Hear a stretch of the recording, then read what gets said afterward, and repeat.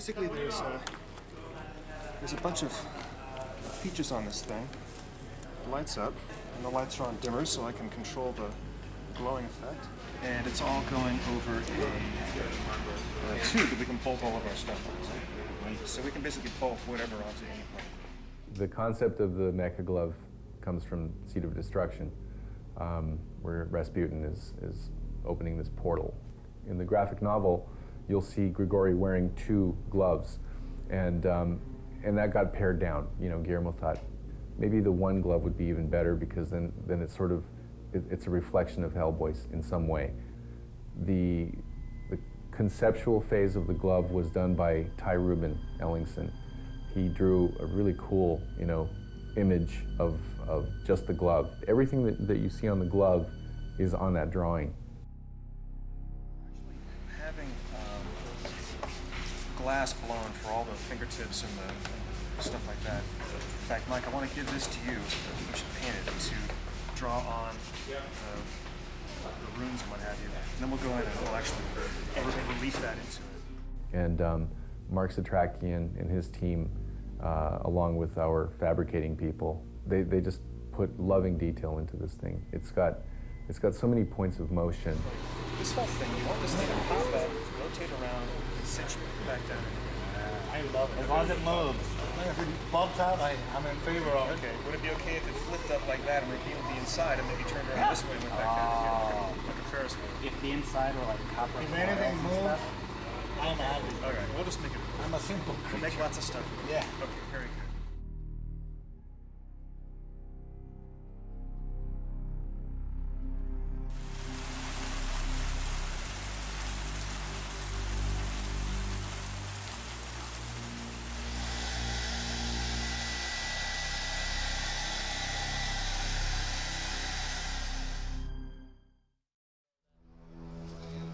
I need to send a flag through.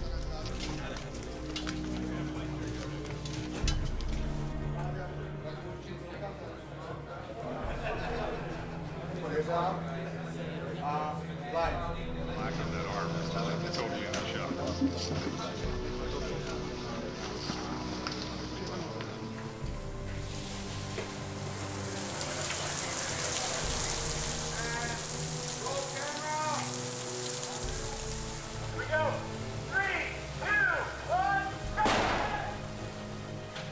The plate that they had shot, the action of the scientist in the beginning of the shot was perfect. It's exactly what Guillermo wanted, and you know, we really liked it.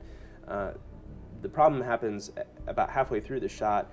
The trajectory of the scientist, since he's on a wire, starts to sort of go off, and he gets lifted up a little too high, and you know, he doesn't really act like he's hitting this thing when he hits it. So what we had to do is we had to, about halfway through the shot, take over from the real scientist to a completely digital scientist. Essentially, our creature department that's headed up by Rudy Grossman, and also our animation department, which work very closely together, and Mauricio Bayaki heads that up. They work very closely together and build a digital model of this scientist that's based off of 3D scan data, or you know, pictures that were shot on set, or whatever reference they can get their hands on. We were presented with the challenge of having to replace him with the digital double.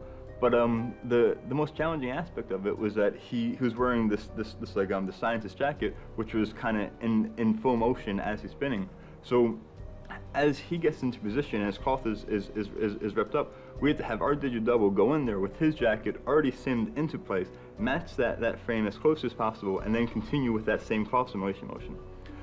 And the costume artist working on it just did a fantastic job of just getting that frame to match up and then continue. So when that match happens, you don't see any switch from the real cloth to the digital cloth. If you look at the original shot, the original cut, we have the scientist that tumbles into frame and lands on this blue goo. And you know, when I first came on the show, they're like, "Oh yeah, he just hits it and disappears," and it was 26 frames or something. I'm like, "All right, sure, you know, we'll just do a little." And he's gone. And then, you know, as soon as we started really working on that, Guillermo looked at it and said, "Oh, let's do a close-up." And we're all, "Oh." So we went and we did, the first pass was just straight animation, where we animated the I guess, the hero creature, which was the scientist, and we also had secondary animation of the skeleton, and then we comped them together and did sort of a rough pass and, you know, showed it to Guillermo and said, he'll hit it here, he'll sort of burn up his arms, he'll burn from the back, his head will disappear, and, you know, Guillermo would love it and say, I love everything, but you don't have the screaming skull in there. He basically wanted that action going on, and, you know, we gave it to him. From that point on, it gets handed off to the technical directing team, which texture and light and sort of add the sort of lifelike surfaces and feel to everything. So from that point on, the technical directing team will hand renders 3D images of all these little individual elements of the shot to a compositing team, and the compositor's job is to take all these elements, many layers. There were probably 100 in the CG, in the scientist dematerializing shot, and they'll take that and they'll layer it all together in the right order, treat everything with their special magic, and out the other end comes the final shot.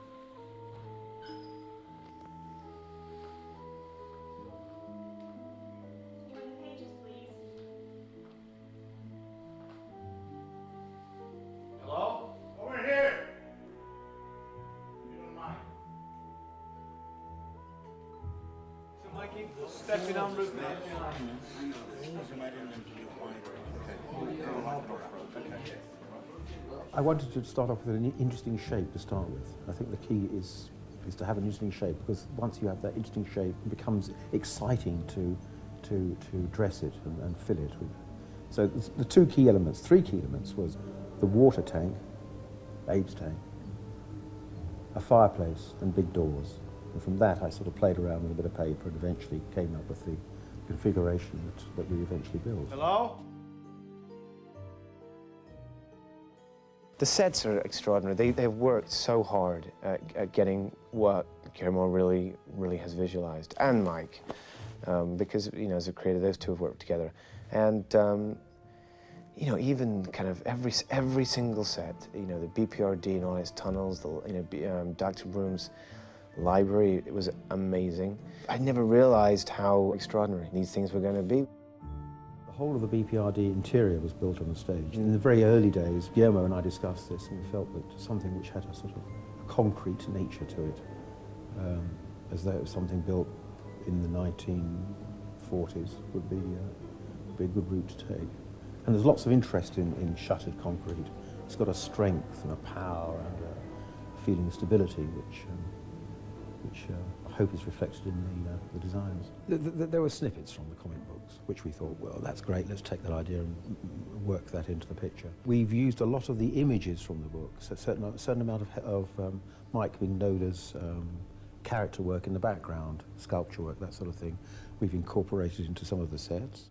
If I didn't design them, it looked like I could have designed them. Most of the sets I had nothing to do with feel very much like something I had something to do with. It was just like somebody read my mind. We've tried very hard to be true to the colours of the book as well, with the browns and the blacks and the more blacks and the greys and so forth. It's so that Hellboy will pop out more, of course.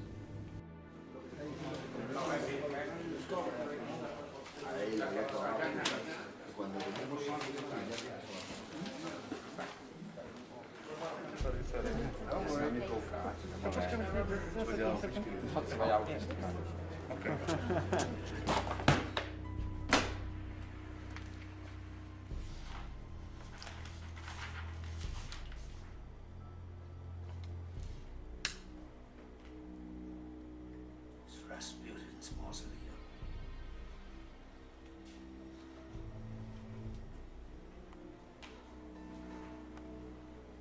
Aye.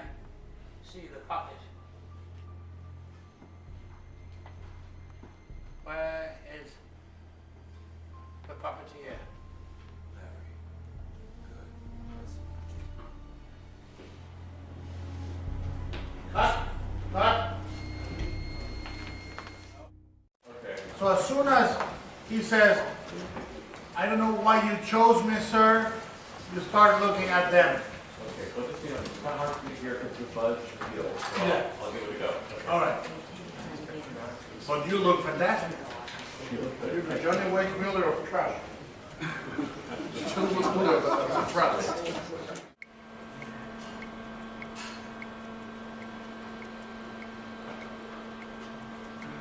Cut.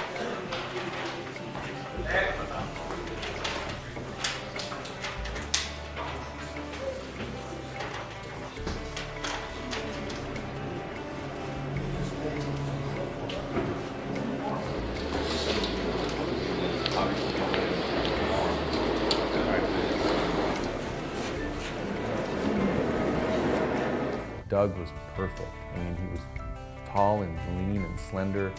More than slender, he was actually just skinny, a very, very thin person, which is great when you're building muscles onto something. You know, if you have a normal-sized person, you start sculpting muscles on top of that, they start to look really bulky and weird, you know. But with a guy like Doug, who's almost like a human armature, you know, for a sculptor, it was perfect. You know, we built the muscles on top of him. Steve Wang did all of the sculptural work on Abe, and it just really panned out to look exactly like the maquette. I feel like I'm waiting for my bride. I present to you. Drum roll, please. Hey, thank you.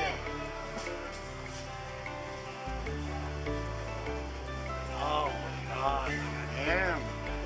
Hello, baby. Look at that.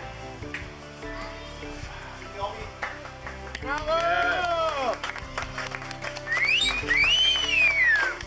When Doug would come in the morning, Tom Flouts, Simon Weber, and Nigel Booth would get him ready. And then depending on whether we were shooting him with or without wardrobe, if we were doing a day where he was bare-chested, the first thing that would go on would be it was kind of like a shirt, like a tank top shaped appliance that went over his body, and that got all glued down and put in place. The second thing that would go on would be the headpiece. The head essentially encased Doug's entire head in a one-piece appliance, and it would glue along the chin line and around the back of the neck and around the lips. And then shoulder pieces that also included arms that came down to about the elbow. The next thing that we'd put on would be the neck pieces. There's a front neck piece, a back neck piece, and the mechanical gills that all go as part of the neck assembly. And then it would take them roughly, you know, from the point that they started until the point that they were finished, it was about a 4-hour process. So 2 hours into it, all the appliances were on. And then another 2 hours were consumed by actually airbrushing colors onto Doug's skin. And then on top of all of that stuff, they glued clear fins down his back, on the backs of his arms, on the backs of his legs. More latex than a cheap hooker. Okay. They give me this beautiful body, right? It's a, yeah. You don't need to go to the gym anymore. You just need some glue, some rubber, and 3 friends. And you got this great physique.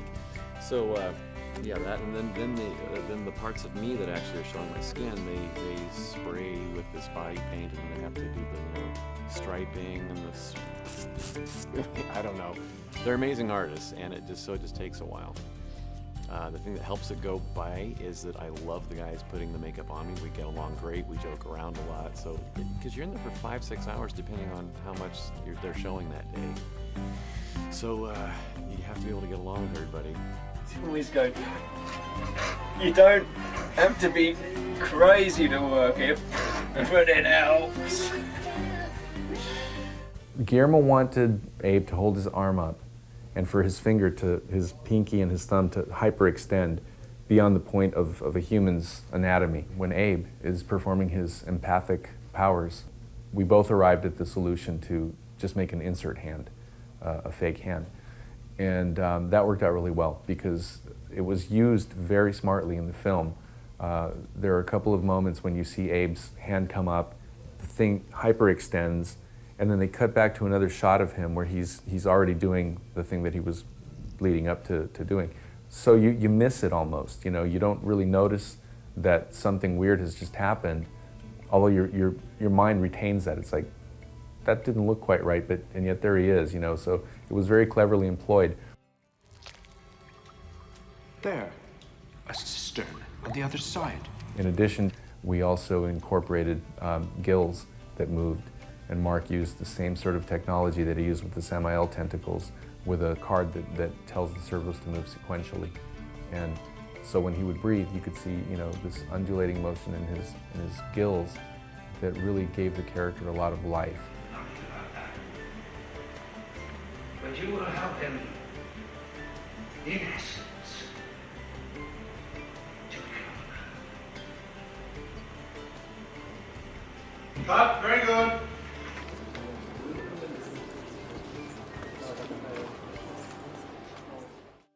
Buddy! You did! It's an action film. I'll explain this to you. But first, we take this. First, we did the life and love of Cantinflas, and I played Pepe. I was very good in that. Jeffrey Tambor, what was the question? What do you think of the Ron Perlman? Oh, Ron Perlman, I've seen all of his movies. He is buenísimo. He is un hombre de piedra, which means to be pistón all the time, all the time.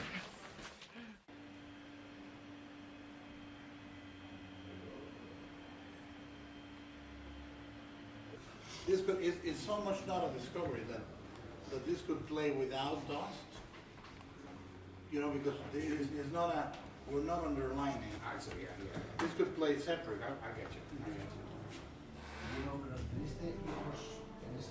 Sí, pero si cuando él saque esto están ahí, empuja. Muy bien. Hey, so this right here. This goes in, that goes out.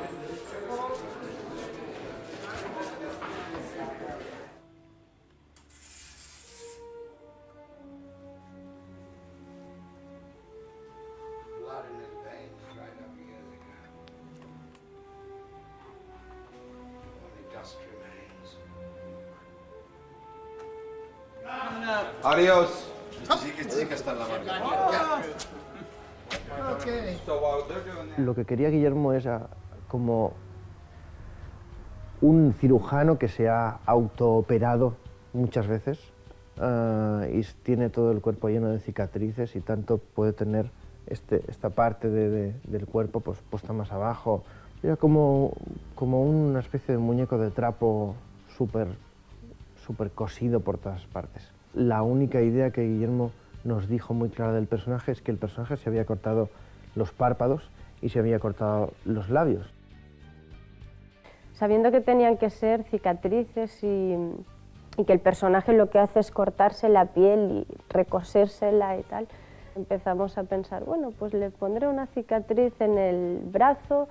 Luego, por ejemplo, según los diseños también que nos hizo una chica que se llama Georgina y otro artista, Sergio Sandoval. Entonces, a partir de ahí ellos empezaron a pensar cómo se podían distribuir esas cicatrices y nos dieron unos dibujos y a partir de ahí pues nosotros cogimos una idea de aquí, otra de otro dibujo, se lo enseñamos a Guillermo y Guillermo pues nos dijo, me gusta esta cicatriz, me gusta cómo queda esto y a partir de ahí empezamos la escultura. Yo me dediqué más a lo que era la cabeza de Cronen, porque partíamos de una cabeza de Laia Verán, el actor que interpretaba a Cronen. Sacamos un cast de esa cabeza en plastelina y sobre esa cabeza no añadimos material, sino que empezamos a sacar material para dejarlo como más esquelético, de alguna manera. Porque en principio la idea era que la cabeza que íbamos a ver en algunos planos cortos sería un animatronic, sería una cabeza aparte, y para el actor, para los planos generales que veíamos a Cronen desnudo en la sala de autopsias, usaríamos un muñeco y después usaríamos a Laia maquillado con todas las prótesis. Al actor era mucho más difícil hacerle ese tipo de efectos, ya que no podemos jugar con sus ojos, ya que sus ojos están ahí, no puedes quitarle la parte de los párpados. Tenemos que poner unos ojos falsos y después añadir prótesis encima. Y lo mismo pasa con los dientes. Tenemos que añadir unos dientes y después añadir como los labios cortados encima. De manera que el maquillaje ganaba como más volumen y la escultura lo perdía.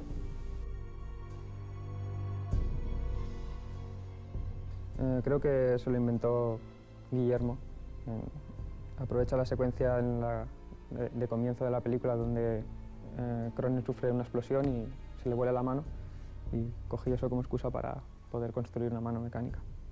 Cosa que identifica mucho a Cronen son todos los mecanismos, los engranajes pequeños y todo este tipo de maquinaria, y él quería que la tecnología usada en la mano fuera parecida a todos esos ingenios mecánicos que crea él. O sea, todo está basado en engranajes y cositas así, de relojería.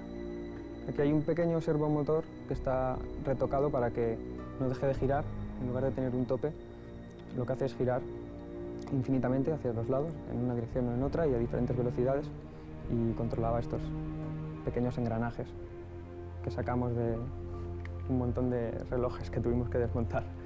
A partir del dibujo de los diseños que hizo Sandoval, los de efectos, los de mecanismos, los que nos hacen los mecanismos normalmente, diseñaron parte de la mano en ordenador, los dedos, y de allí sacaron unas piezas que cortaron en acero inoxidable con láser. Y mientras ellos montaban su parte de mecanismos, me dieron una réplica, una versión un poco rudimentaria de lo que serían los mecanismos luego, para que yo pudiera empezar a modelar lo que sería la carcasa. Así era un trabajo paralelo. Ellos iban construyendo los mecanismos y yo iba construyendo lo que sería la parte exterior. En principio, Adolfo y Enric diseñaron un sistema para mover la mano que se basaba en unos potenciómetros que iban conectados a unos circuitos integrados, y así podíamos mover los dedos sin necesidad de conectarlo a un radiocontrol. Casi unos días antes de rodarlo, Mark Setraken se le ocurrió introducir un pequeño cambio en el sistema de movimiento de la mano, y consiguió conectar su ordenador personal a una emisora de radio que podía controlar él con una tableta gráfica. Podía controlar la mano con mucha más sencillez y un poco más fluido. De manera que el movimiento de la mano era más orgánico, era más fluido, más suave.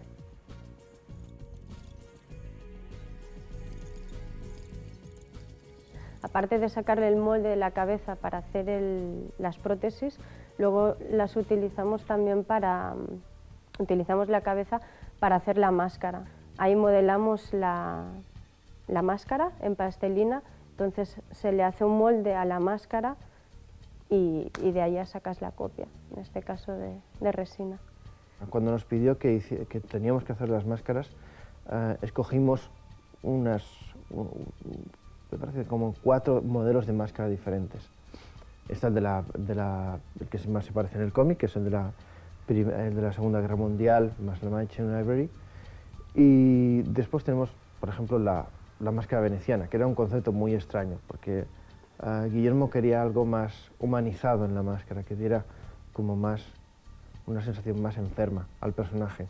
El modelo de máscara veneciana nos llevó bastantes cambios. Al final, realmente para esa máscara acabamos utilizando dos exprimidores de limón y 2 aparatitos que se llevan la humedad del aire y tienen como agujeritos, y está como muy trabajado. Entonces con esas piezas acabamos haciendo un respiradero, que fue lo que realmente después a Guillermo le gustó. Entonces fue como búsqueda aquí, búsqueda allá, y un poco también como la idea de Cronen, se supone hace sus máscaras, sus relojes, sus mecanismos, pues un poco el mismo funcionamiento. Pues vamos a coger de aquí y de allá, vamos a montarlo todo y a ver qué queda, y lo que quedó realmente es lo que se ve en la película.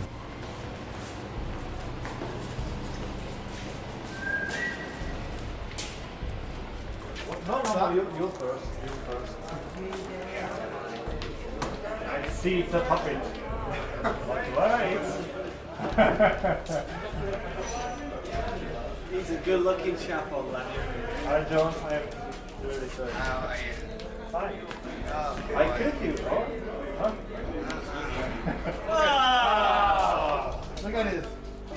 Yes, it's cool. He's got some sort of a cock. He's gone now. Laddie, you better get the makeup.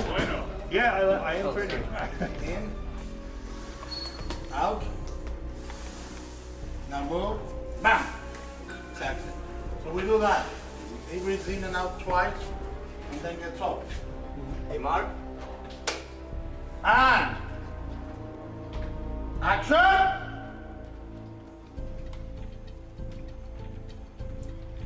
Breathe. And up.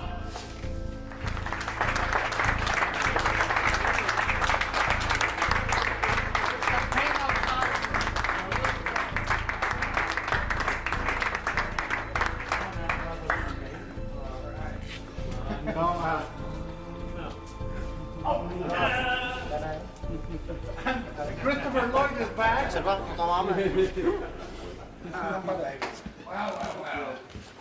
Thank you, everybody. Okay, Todd. Camera's ready. Yes.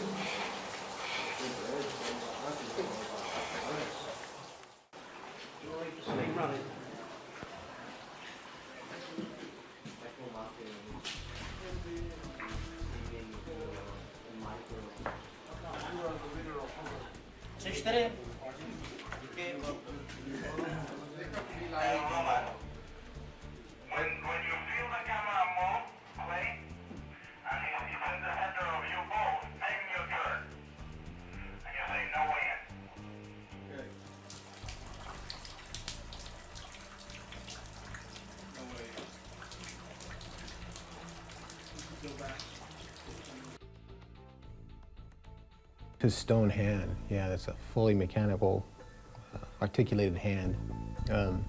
He also has these bashing hands. It's like just a solid version of that and stunt versions of things. But his stone hand is like it's like almost another character because it has to work with him. You can't.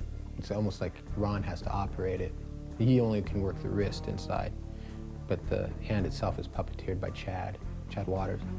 In the dexterous hand, mechanical hand, Ron controls all the wrist action. It's like it's on a gimbal, so he basically, when he grabs onto a bar, when he rotates his own fist, the dexterous hand should emulate that.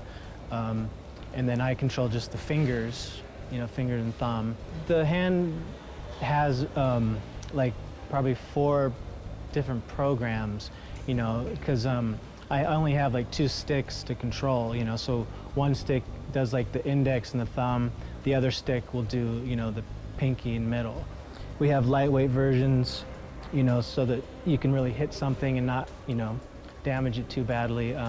We have posable versions, you can just kind of bend it, so it's not just so you're not committed to a fist for shots where we can't use our dexterous hands, which are pretty fragile.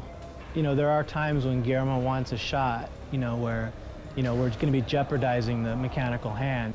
There's a scene where Hellboy fries Samuel on the 3rd rail, and he's got to reach out with the stone hand and actually grab it. And, because Ron had to really throw his arm out there, he couldn't really, control how much weight he put on the fingers. So every take, we broke a finger. But Ron always gives it that little extra something when he does something with the wrist. Just he puts these touches on it that really make a difference. It's tough for Chad because he's got to act like he's not doing anything because it's got to be part of Ron. It can't look like it's, just something doing something like that when he's talking. So it's tricky, but Chad makes it look good. Ron's really happy with it.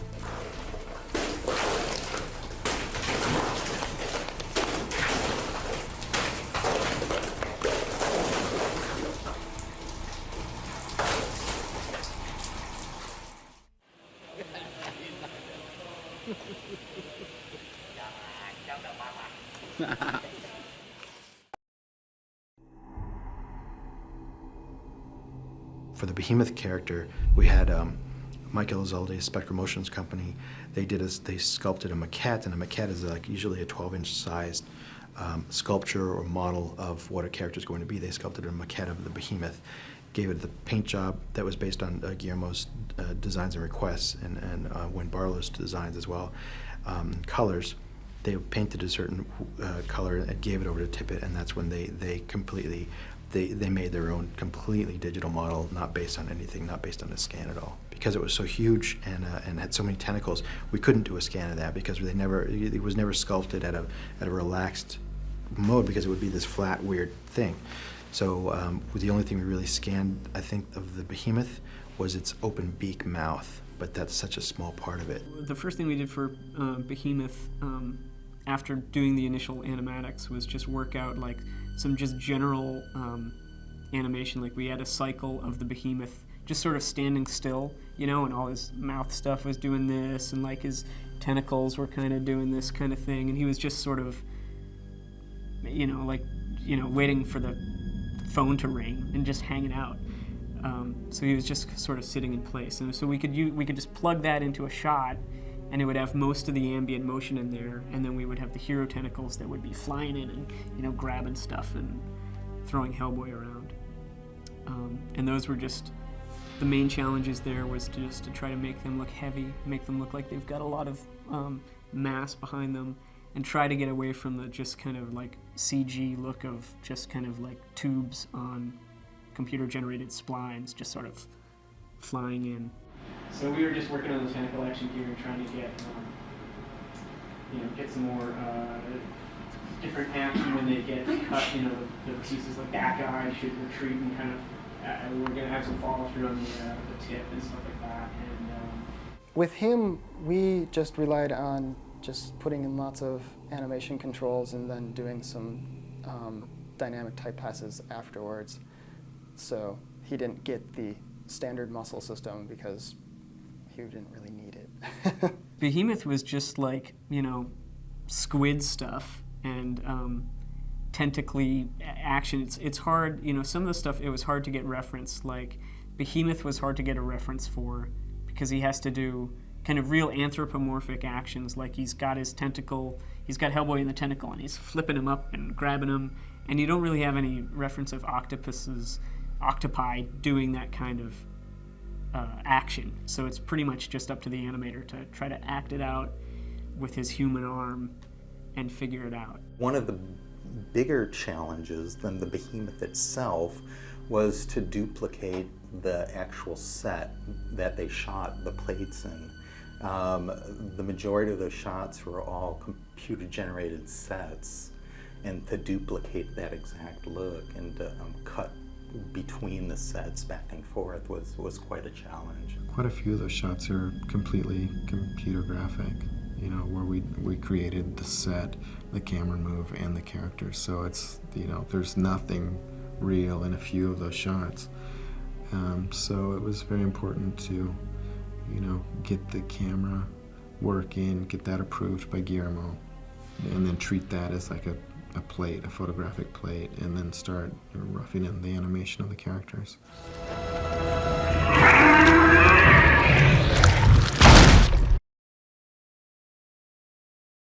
These are the different testings for how to light Hellboy. When we were exploring this is at Rick Baker's shop, and this was the very first filmed application of the makeup. We were trying to get a sense of what would make Hellboy look good and mimic Mike Mignola's lighting in the comics. We tried side lighting, filters, no filters. We tried some filters that were called enhancers that made the red more vivid.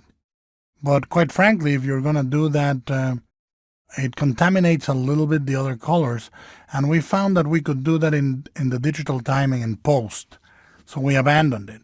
But here we have a cooler light on one side and a more neutral light on the other, or we try blues, we try different types of blues, different types of densities on the straw and the amber filters.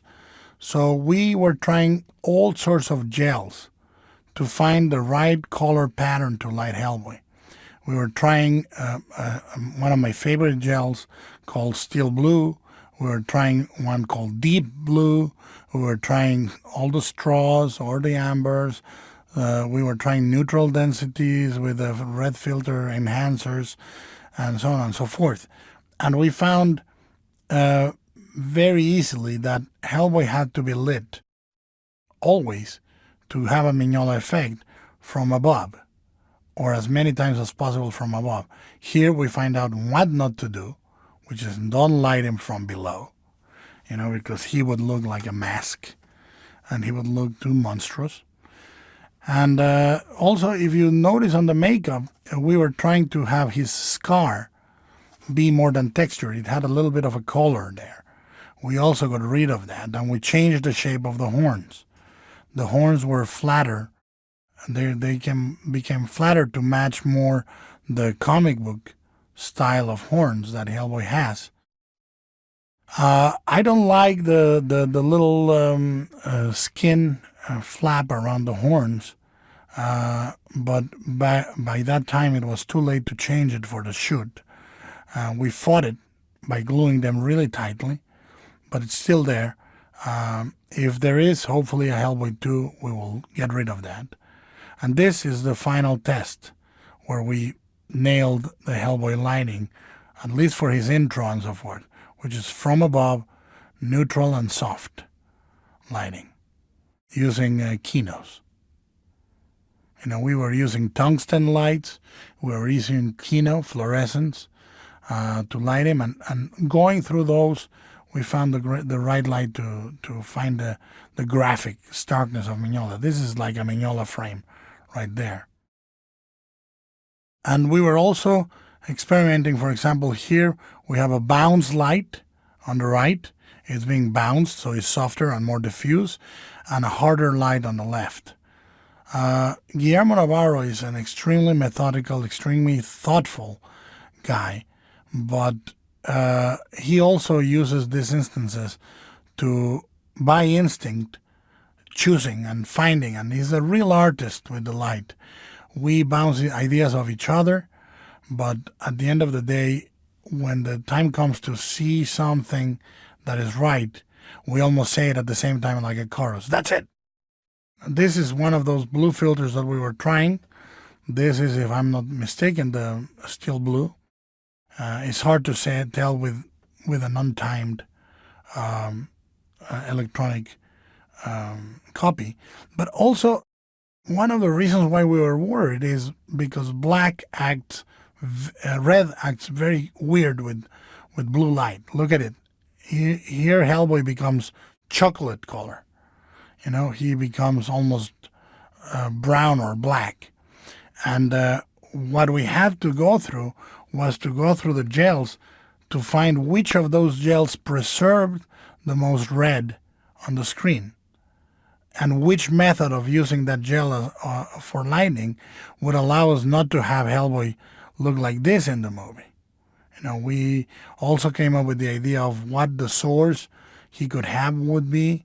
We had glow sticks and this and that. And this was an impromptu testing outside of Rick Baker's shop. And he was smoking a cigarette. And I loved the smoking so much that I wrote back the cigars, which had been written originally out of the screenplay. And this was a very telling test for me. The hardest light for a makeup is always daylight exterior. And here he is, daylight exterior. I loved what I was looking at, and this was a decisive thing into leaving the makeup for Hellboy complete and alone. This was, I think, the last set of testings, and we had some situations in the movie where we would have reflective surfaces in water, and we tested that too, and we tested a special type of teeth which had a high reflectivity. This is the only test we did with those teeth. They were molded with some 3M material that kicked back more light than usual, because in some of the Hellboy comics, Mignola draws Hellboy in silhouette, and you can only see the white of his teeth and the golden of his eyes. So we tried this type of teeth, which quite frankly photographed too fake for me, and I felt they were very distracting on the last shot. This is back to the normal teeth. This was also testing the type of red that we would use for the blood.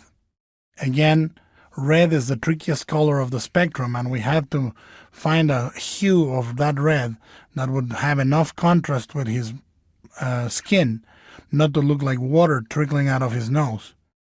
Even then, in the movie, there are some instances in which that red it looks almost like a seam on the makeup or a wrinkle, because red eats red and all the other colors of the spectrum. But here's what we were testing. We were testing the red. And Ron was hamming it up and having a good time. This is all bounce light and keeping him sort of in the darkness. This was a test done for the introduction of Hellboy. The roots of comics are varied. It's like any tree has roots going in many different directions.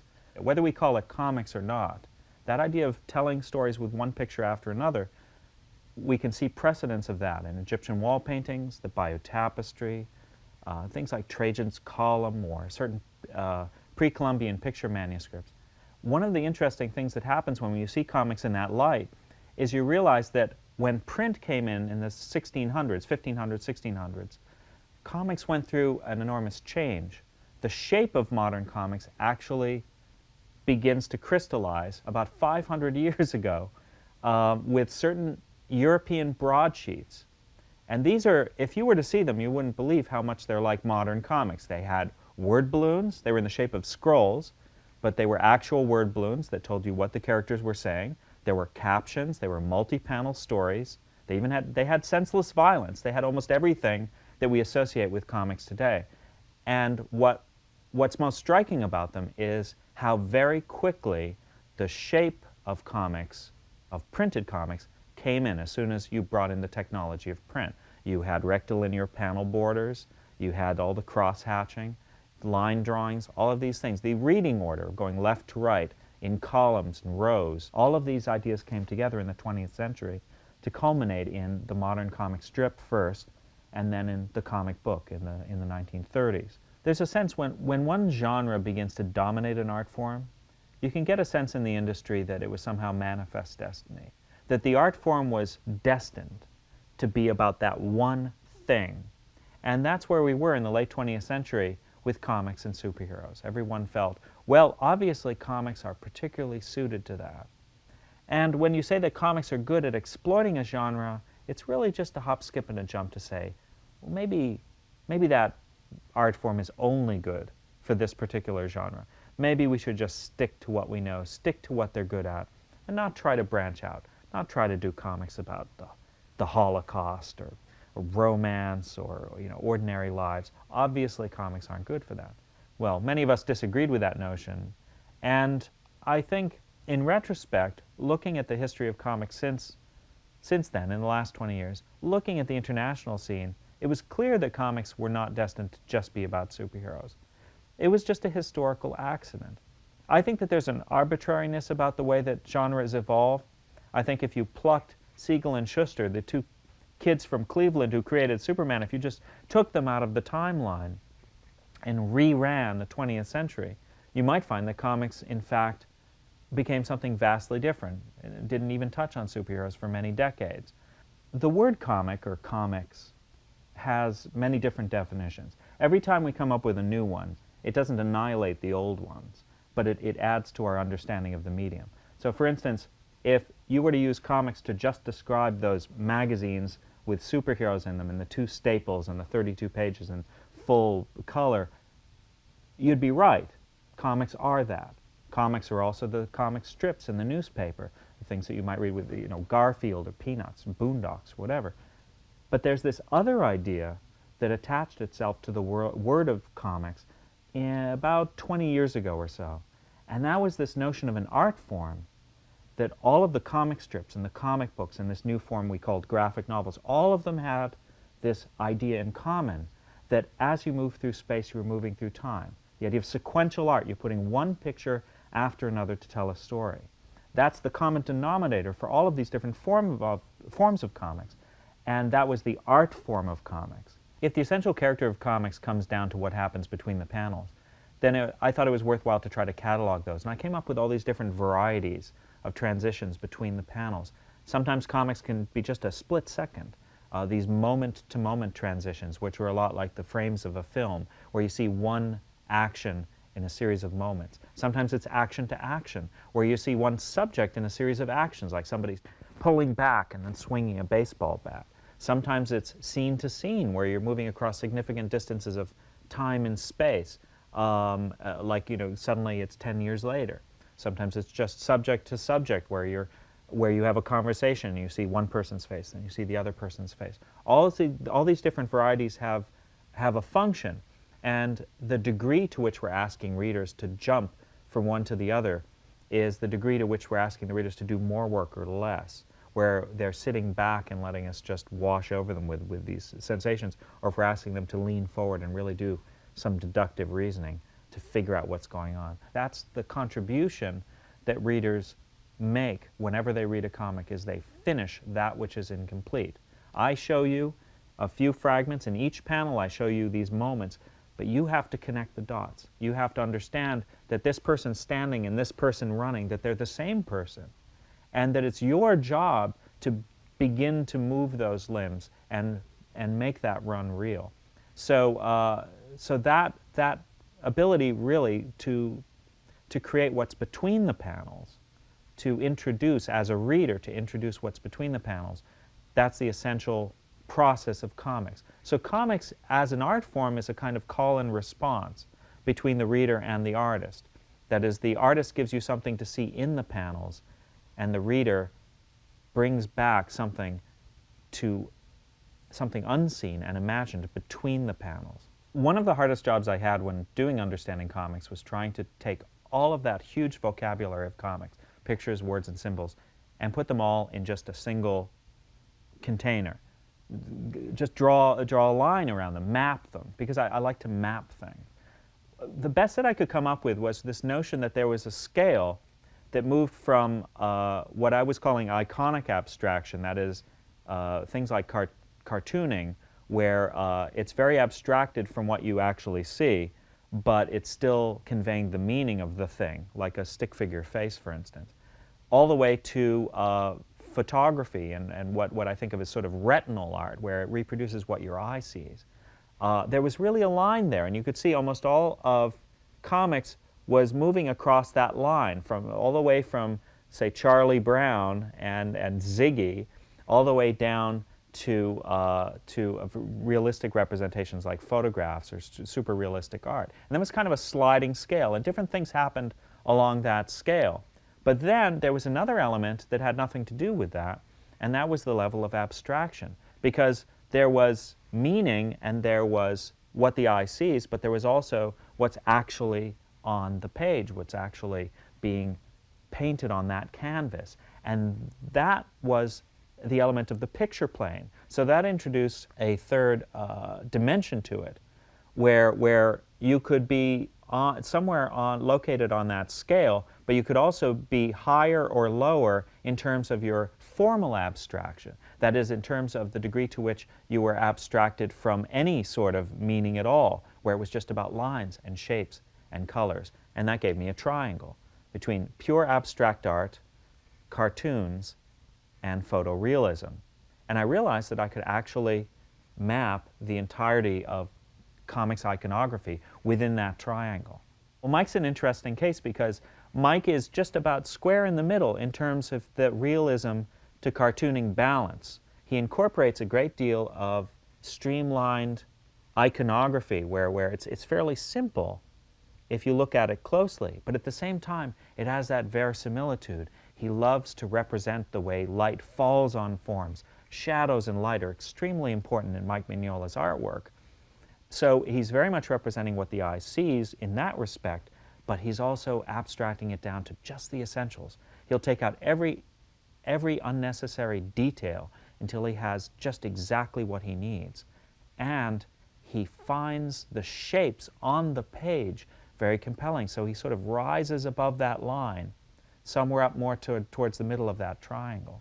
So it's a nice combination. Mike actually is one of those people who finds all three of those aspects of the vocabulary of comics compelling. He loves what you see on the page, he loves what the mind understands as forms, and he loves what the beauty of the natural world and what the eye actually sees.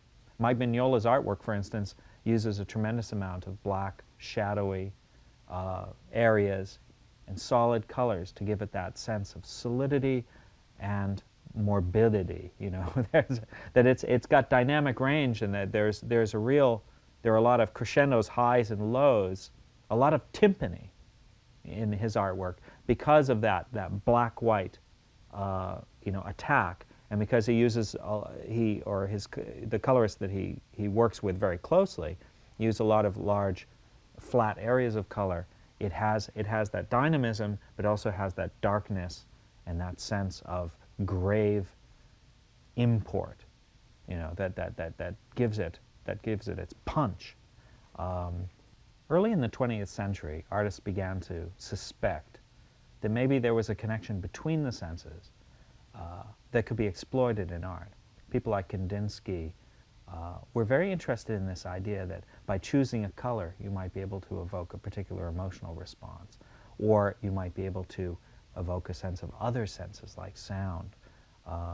So there was a whole art movement that revolved around this idea of synesthetics, that there was such a thing as an angry red, or a placid blue, or a nervy yellow, and that or in terms of line work, graphics, that there could be such a thing as a nervous line or a relaxed line. All of these things are true. For whatever reason, we don't really know why exactly, our mind does assign emotional properties and sensual properties to what we see. It's the reason we take such care when choosing curtains or choosing color, you know, to paint a room. And all of these can be brought to bear in comics. You can use this entire arsenal in comics to convey a mood. Ultimately, the only thing that's going to convince people that comics can be an art form is the existence of strong, compelling, persuasive works of fiction or nonfiction in comics form.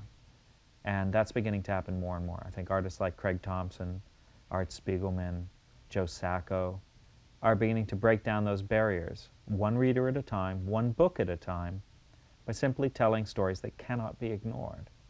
And that's the way it's always been. That's the way it was with motion pictures, too, which, of course, suffered a similar period of discrimination, and still do to some degree, where movies, individual movies, upheld this notion that the motion picture could be an exalted and exciting, a sophisticated art form.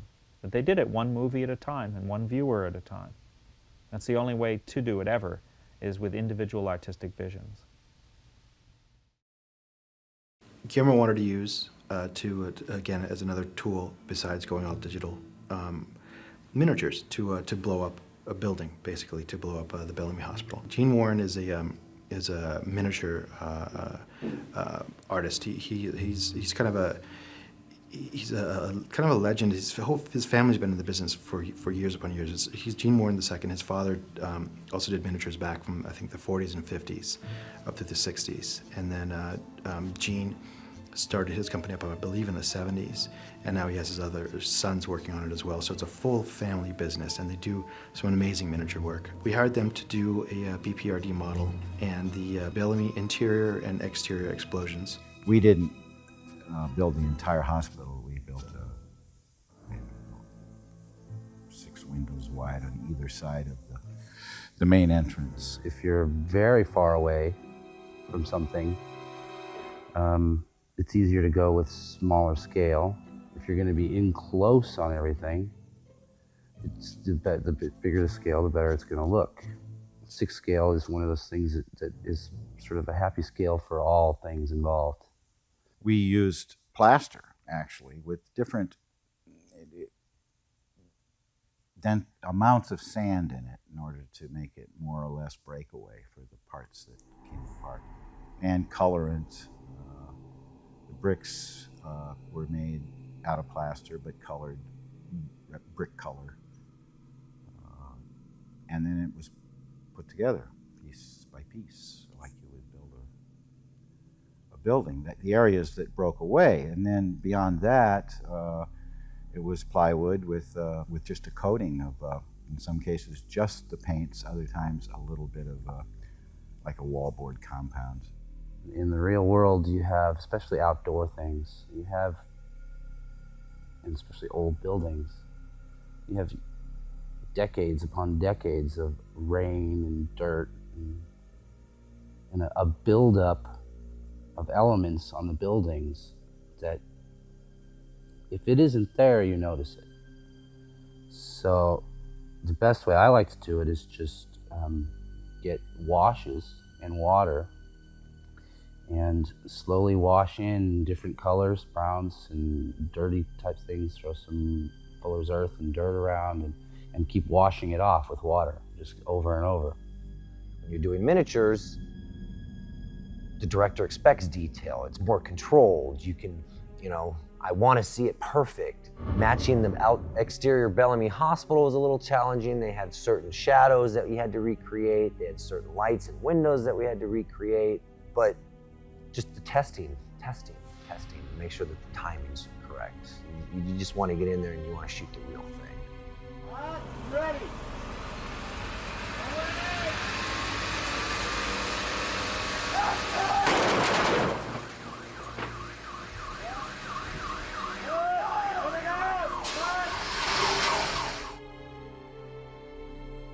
The BPRD elevator, that was done because we needed something to tie the exterior, the entryway, the hallway of BPRD to Broom's office, to also show that underground there's this entire world that exists where the secret agency, the Bureau of Paranormal Research and Defense, exists and lives and works. Guillermo always wanted to be very stark and very industrial and not too fancy, because they're kind of the really low end of the government. They're the end of the government that's about to go out of business. So he wanted to be just a lot of gray concrete and nothing too fancy. A couple of the elevators are motion control for that shot, so when the camera got to a certain point in space, the elevator was at the proper point in space. But the actual arm that was swinging through was done by a grip, just swinging it around, because we couldn't get, since we were over cranking at 60, 72 frames a second, we couldn't get the motors to physically move our motion control that fast. So it was done half humans, half motion control, and the timings, and you can kind of sense it. You can tell that there is some little aberrations in there that are built into a human being operating the shot, which makes it even look more real. In the BPRD, the main thing that was going to move was the elevator, because the sequence is taking him from the top of the building to the bottom of the building, so the elevator itself was going to move. That was the shot. Then we used a puppet, because it was wide enough to make a puppet look real. And then if you notice, if you really pay attention, inside of each of the little windows, there's a few other little characters, little action figures that are animated, that are moving around, someone by a water cooler, someone at a filing cabinet, which is all these details that are going to be lost in, because it's such a quick shot, but are there, and that brings something that you wouldn't notice, but it gives it that much life, that makes it more real, that a miniature can add to a film.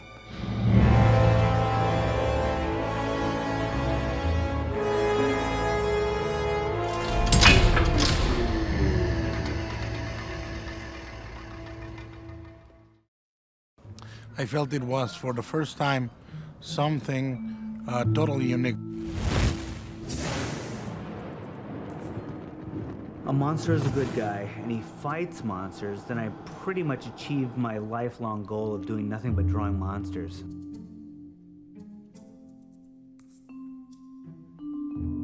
Something that combined the superhero action genre with a much more human approach, and at the same time had the trappings of a great gothic fantasy, full of monsters, full of adventures in subterranean areas and so forth. And I was instantly in love with it.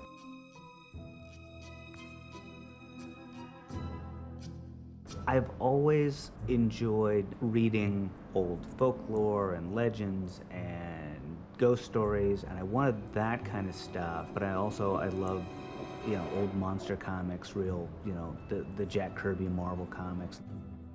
I was going to a convention and they were going to have a little program book and they wanted a drawing, and I didn't want to draw, you know, one of the regular superhero characters, so I thought, well, I'll just draw this big monster. And he had some kind of belt or something on, and it was this big belt buckle kind of shape, and it just thought, well, I need something there, and so I just wrote Hellboy. I had been pursuing Mike for a number of years to come over to Dark Horse and publish with us. He had published with a number of other companies. And finally, we were at a convention and he told me that he had a great idea. The name of his idea was Hellboy. And we thought, wow, can't wait to see this. I'd been working as an artist in comics for about 10 years, and I just started to plot a couple of my own stories. I'd never really done any writing. And I thought, the one thing I haven't done is try to make my own book out of the stuff I've always been interested in. And I really thought, I'll do this once, I'll never get a shot at doing it again, but at least after, you know, somewhere down the road, after I've had to draw God knows what, I'd always have this one thing to look back on and say, at least once I put all my stuff together and made this thing that's mine. The only name I'd ever come up with that I liked was Hellboy. And I'd drawn this kind of monster character once or twice when people would come up to me and say, just draw whatever you want. I'd draw this kind of a monster with a tail, and I just thought, well, I got the thing I like, and I got the name I like, and we'll give it a shot. And that's what it was. Certainly never thought I'd be drawing it still 10 years later. So he's the good monster who was supposed to be the bad monster, and now you turn him loose on the bad monsters. So imagine, in a sense, if the X-Files were investigated by an X-File themselves. You know, it's almost like a creature that has to fight creatures, and in that he becomes, or tries to fool himself that he becomes more human by doing that. Yeah, he's the good guy. He's a monster that's been raised among humans, so he thinks of himself as just one of the guys, and the last thing he wants to find out is that he's, you know, the beast of the apocalypse. One of the keys to the comic is to understand that even although Hellboy is 6'5", bright red, has horns and a tail and all that, he's a regular Joe. He's a blue-collar, hard-working guy. His job just happens to be a monster hunter, you know, but he's a really blue-collar guy. Nothing mysterious about him. He likes pizza, he likes beer, he likes watching football on TV. Hellboy, in a way, is modeled a little bit on my dad, because he worked in a cabinet shop, and he would always come home from a long day at work with, you know, sawdust all over him and always big nasty gashes on his hands. Oh, I got my hand stuck in this machine. It was just real matter of fact, and he just said, this is the toughest monkey out there. You know, he does all these horrifying things, pulling nails out of other guys' thumbs and stuff, and he comes home not real nonchalant, goes out and gets a beer and works in the yard. And I think a lot of that went into the way I imagined Hellboy. Decided to take Hellboy out, even though it seemed probably one of the tougher concepts to get a studio executive to believe in. I had done several projects with Larry Gordon, and so I brought it to Larry and Lloyd, and we decided to go out and try to set the project up. I never gave the movie any thought. I never thought it would be made, with very good reason. You know, who's gonna make something called Hellboy? I really thought it was visually so rich and so powerful, and I wanted to try and translate some of the characters and the images to film.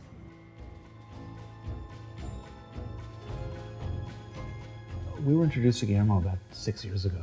His love and understanding of the comic book was equal to Mike Mignola's, as if somehow he was somehow in the room with Mike when the comic book was created.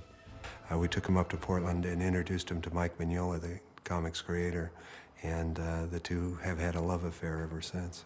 This is where Hellboy comes from. That's where Hellboy comes from.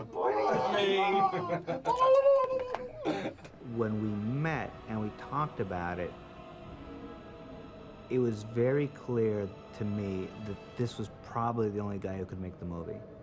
I'd seen Guillermo's, some of his movies. I loved what he did. I love that he brings his own personality to a picture. And I said, from day one, I said, change whatever you want to change. Make it your version of my thing. I didn't want to do a carbon copy of anything. The movie is its own creature. The movie is not the comic, but it's a great sort of a jazz riff on what the comic is. Usually these type of movies are done through the eyes of a guy that is new to the organization, and therefore you have a high quotient of exposition moments seen through eyes that are very fresh. Myers was written as a way to bring the audience into the world of Hellboy. I think his involvement in the tapestry of the story becomes much more complex and interesting. What I also wanted was for actually this character to start being a monkey wrench in some of the cogwheels of the story. He becomes a third man in a relationship between Hellboy and Liz. He played up the father-son relationship. He brought in a love interest, which I didn't even, not only did I not hint at it, I never even saw it as being there. He brought that in, and he brought a three-dimensional quality to these characters. Hellboy, Broom, and Liz are in their relationships very different from the comic. Cronin is more or less sort of a meek Nazi in a gas mask in the comic. Here he's a killing machine.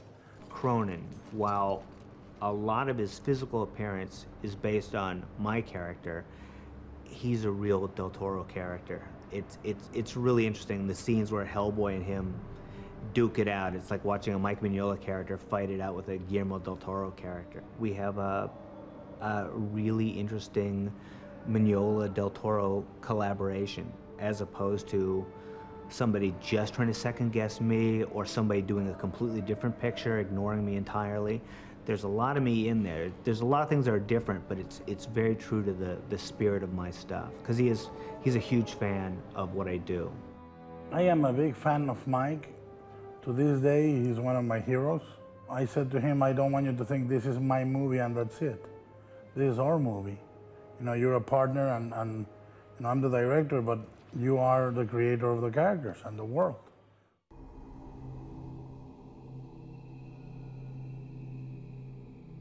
Mike, what did you do today? I dropped my phone in the toilet. And is it fixed? Came back to life to taunt me and then it went away. But at least you had some design successes. No, I do crap all day.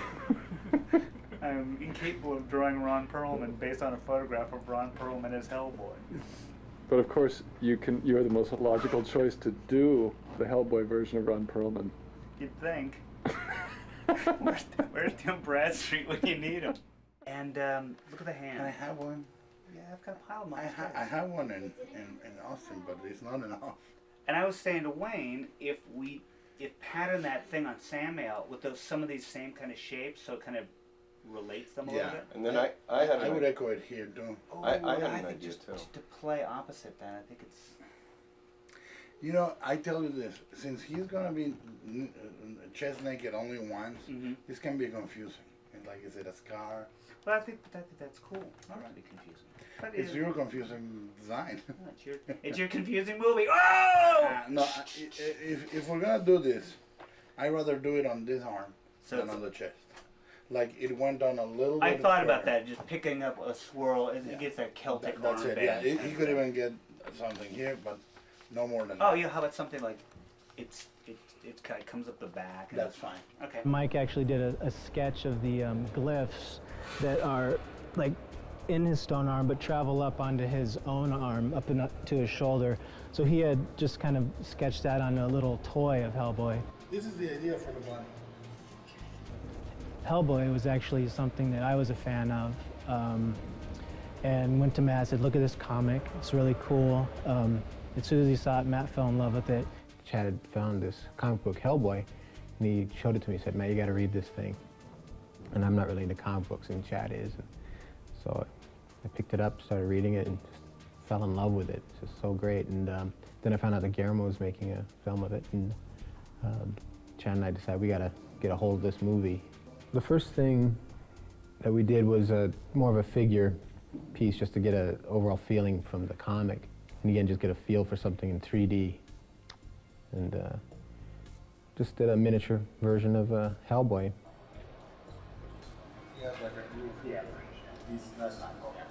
The bust itself, Matt had done on Ron Perlman cast. It was down in our basement, so Matt pulled it out in like 3 hours. Had pretty much nailed it.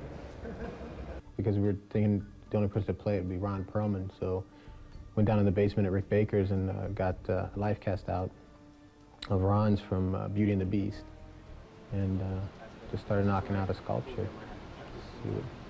See what come out. And I know the wardrobe has a lot to do with his wrapping and managing this. And the shoulder line is stronger there. This is the first one I did. I don't know if it helps you to see some of the color. That is closer, actually.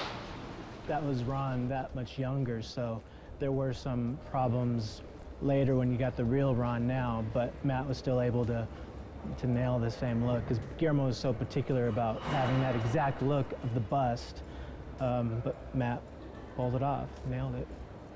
Essentially, he's asymmetric. He's really up on one side, and the other side is his fighting side. Now, the other thing, and I know this is hard to come through, but the sunken chest, it's almost, it has more negative, and it also, it's taut. It's not so much that the ribs are, it's almost like it's hollowed out. I think it begins with Hellboy's right hand of doom. You know, he's already asymmetrical, and so that theme carries over into the other characters a little more subtly. Samael has one eye on one side and two eyes on the other. He also has subtle differences, like one of his arms is a little bit smaller than the other one, and so on. You know, and I think that makes it a little more interesting as a character too. Symmetry is not a good thing when it comes to creatures and monsters, you know, or even individuals, people. When that thing disengages, that arm becomes a little thin. And if it were a bit more, you know, the Popeye arm. Yeah, that's a good comment. Can we give it more mass this side? Yeah. Almost like a lobster claw. Yeah, or a crab.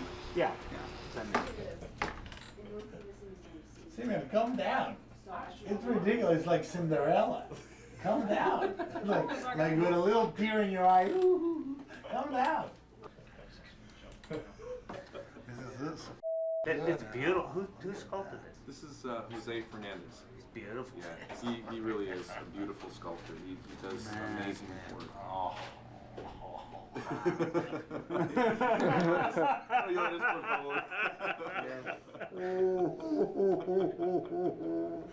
Yeah, that's what I'm Jose ugly and sculptures bad.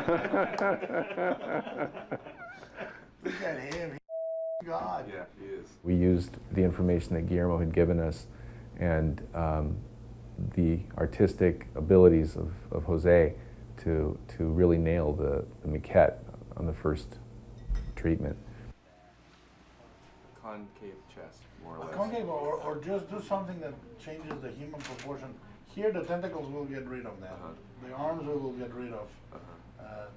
Them being so long, make them thinner probably.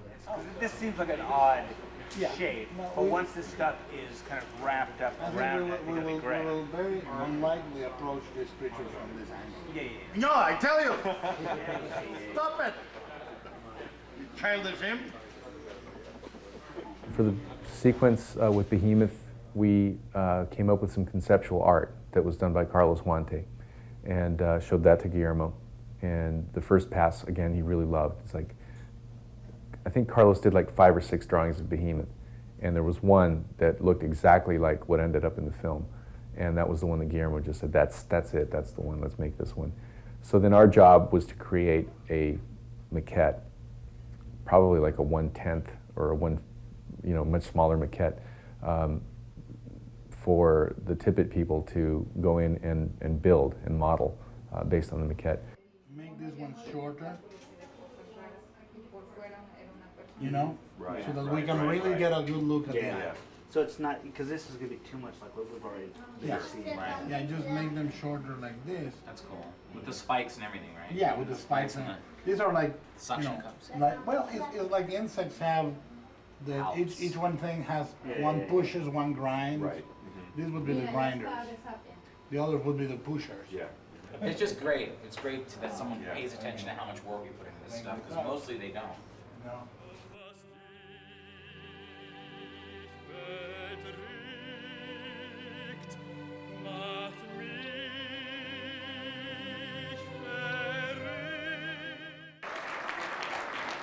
Thank you. Is this on? Yes. Well, thank you very much for coming today, and I want to welcome you. We wanted to, number one, give you a really bitchin' poster, which I hope you guys got. Because the other thing we wanted to do was to make that event special.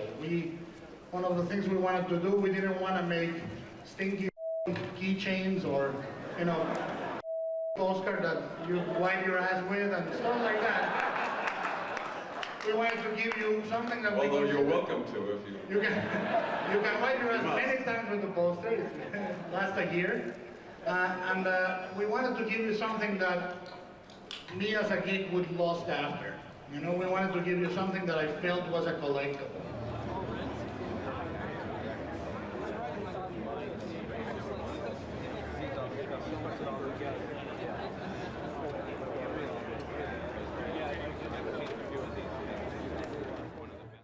Always make a model. I think it tells a lot of stories. It tells the scale, it tells the size. You can see it as a three-dimensional thing. We also have a little mini camera, which is very useful, which we plug into a television set. You can wander it through the set as though it were a real film camera, through the model set as though it were a real film camera. That gives you an idea again of the scale and whether you can get the shots and so forth. It always helps to have these ideas, because you know you're going on the right, you're going along the right path. Mike, Mignola, and Guillermo had been talking about it for many times prior to me arriving on the picture. So it's good to have the right direction when you start. And Mike did a number of visuals for the Abbey ruins, and we collated them together, put them together. So I took some of his ideas and sketches and then reworked them into a more practical set.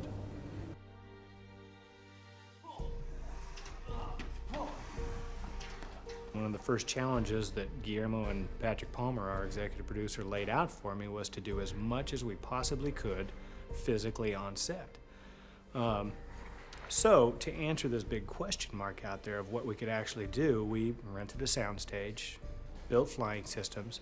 We had 8 special harnesses made just for these 2 characters, Samuel and Hellboy. We had them custom fit, measured, sized, with what we call pick points, places that we can attach cables to these harnesses, just multiple pick points on these harnesses, because we didn't know how they were going to balance, how once these guys went airborne, they were going to hang. You know, it was just this huge question mark out there. And we actually hung Ron just to start getting a sense of what he would be capable of, what he wanted to do, what he was not interested in doing, et cetera, et cetera. And for the most part, he's been gung-ho for it. So we spent 5 days on a soundstage in January at Paramount just testing, just literally picking them up off the ground and seeing if they turned over, if they fell to their feet, if they fell to their head, how they reacted when we actually launched them for long distances, and had a pretty good, you know, like I say, a pretty good test with these things, and learned a lot that week. It was very encouraging because, amazingly enough, there's a lot that we can do with this Samuel outfit, this suit that Mike Elizalde and the guys have built. I got it! It also is about creating the conditions and the atmosphere for a character like that to belong, and that he becomes just another character in the movie. It's not this thing on red that pops and stays sort of artificial to the world. So among all these things was create the conditions for him to walk in and out of a room, and you can buy it, that you can actually feel he's there and you can relate to him. We found some lighting procedures, let's say, that would fit Hellboy better. And that has to do with taking care of not giving away how the makeup is, or how the look of Hellboy in the comic can translate better. So it's a strongly shaped face with where the shadows and the highlights play a very, very strong role, and that becomes very much his personality. It's been helped by the very good work of makeup on Hellboy and the other characters that are made up. I think the art of Hellboy is very sophisticated and very strong. It's a very determined light and palette of colors, and it's not I don't find it a regular comic book in that sense.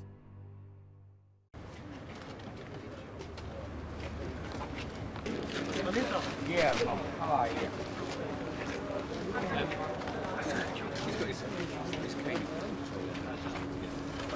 Nice to meet you.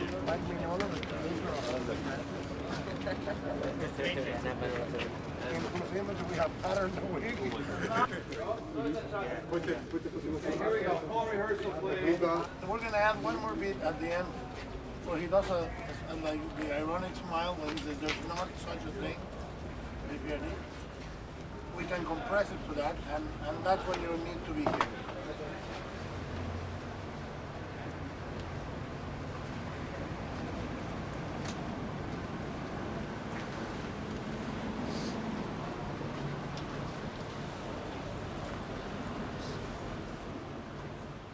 My first day on the set was John Hurt's first day of working, and he looks so much like the character in the comic. To the point that even I was thinking for a second, when I drew this character, was I thinking of John Hurt? Was I looking at a photo of John Hurt? I wasn't. I just drew this guy. John Hurt, he's a treasure, and an actor of amazing ability, with a body of work behind him that's staggering, and the fact that he was the guy I get to call Pop, was one of the great perks of being in this film. Father. We were very happy to be able to get him. He's truly, one of the best and most classy actors you can ever encounter, and him taking the role makes a big difference for me, because the emotional core of Hellboy, aside from the love story, is the father and son relationship that exists. And John Hurt brings a lot of emotional depth to the table. This is a kind of film that I've never made. The nearest, I suppose, I've made is Alien, but it's really not the same. And I've always held the view that if I don't mind what I do, so long as I think that it stands the chance of succeeding on the level that it is intended to succeed on. And I thought this did. Professor Broom in the comic has a real small role. He's real important because he's the guy who's there, who knows something's going on, and he's the guy who picks up Hellboy when he first shows up. And the way it was in the comic, you saw this in the flashback of the World War II stuff. You cut ahead to pretty much his last hour of being alive. So he's certainly expanded on in the movie, but the way he's handled in the movie is the way I would have handled it if I'd thought of giving this guy more screen time. I think Broom has a very essential loneliness that he reflects on the kid. Broom is an oddball, he's an odd character, and he's out of place in the world. And when he sees this kid with innocent eyes, big innocent eyes, all wet like a puppy, and he just projects onto him all the loneliness and sort of odd existence he himself leads. He makes Hellboy understand that even the most incredible, odd creature in life has a purpose.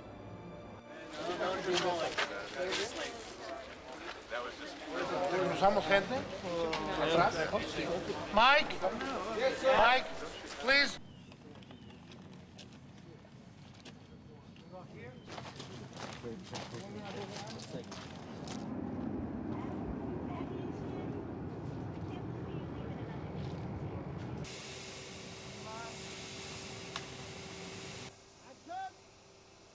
Hey, where you going? Red. Red? Red? You call him Red? I gotta read this script. I bet it's good. Down space! Hey, mark up. You mark.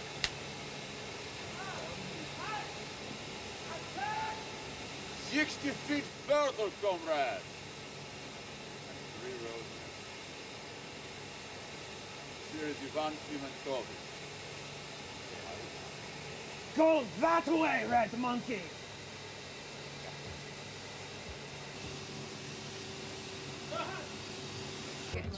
No, but with this puppet, we're gonna do my coverage now. It's your friend.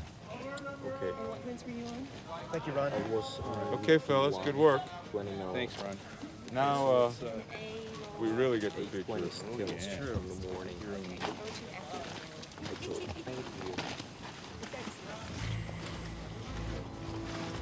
As far as real-world reference, there was a little bit of reference done to the bog people, some reference to the mummies of Guanajuato, but mostly of the Capuchin monks of Italy. That's right. Yes, which are these mummified monks in this monastery in Italy that are just about from the right era and the right level of decay. Right, mummification, if you will. He has eyebrows, as you can see, that are quite expressive. On his mouth, we have obviously articulated lips, and we also have articulated chin, which is surprisingly important. You don't really think about someone's chin moving, but you miss it if it's not there. And his jaw can move in and out, as well as up and down, which helps him to enunciate certain words, which is important since he has no lips, really. And there's that tongue, also. And his tail wags. He's got a articulated tailbone that moves around as well. Okay.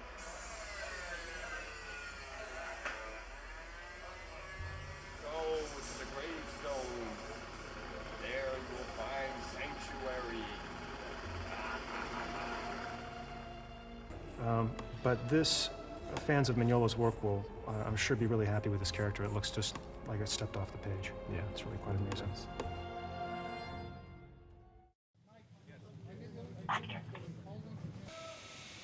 Very good. And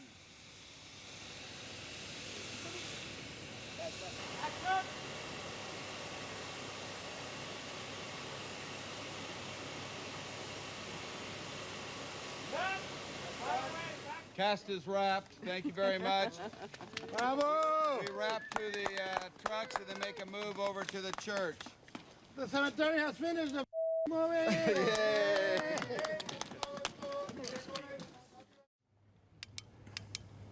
I could start out the scene. You're very romantic.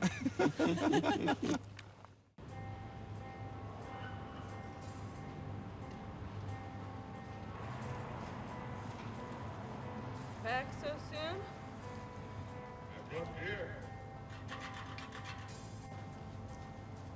Want to wash down my lithium pills? May get a few perks, HB, but I'm still a patient. I think I'm really lucky in that Liz doesn't have a huge part in a comic book because I really get to, just create a girl from scratch. Our Guillermo gets to create this girl how we envisioned her. I'm not dressing like the girl in the comic book because it was just a bit too grown up and a bit, just in a framework, it would just have to be kind of these still broad strokes that we were given if we went with the comic book version. I've had nothing to do with her in the comic. I mean, you know, she's been in the comic. She showed up in the very first story, but to call her one-dimensional in the comic, well, actually, maybe she's not quite one-dimensional. But Guillermo just took what I gave, this skeletal thing, and he just infused it with a personality. And again, brought in the love interest angle, which I didn't see that coming. For Liz, Guillermo and I tossed names back and forth over the years, but there was never a time where we said, it really needs to be this, or it really needs to be that. So he just said one day, Selma Blair, and I said, that'd be great. I felt that she could bring all that beauty that she has physically and all that angst that she's capable of projecting on the screen to a character that is both beautiful and flawed. And she's an incredible actress with a great range. Liz is such a different character for me than anyone I've played. She's not necessarily likable. You know, none of these superheroes are superheroes in the way that they're sexy, in the way that we normally think of, you know, the lycra and the bodies and this. They're really flawed, you know, they're kind of tragically flawed human beings. I actually read Hellboy after I decided to do the project right away, and I think they're the most beautiful comics I'd ever looked at. Mike Mignola is such a master, and so now I'm a huge Hellboy fan, and I have Hellboy and everything, and Hellboy on my shoes, and Hellboy stickers everywhere. You know, it has a real cult following. So I don't know. I hope I do Liz justice. Come back, Liz. Come back. God, no. No, not this time, HB. God, I hate being locked up here, but I can't be there. Good night.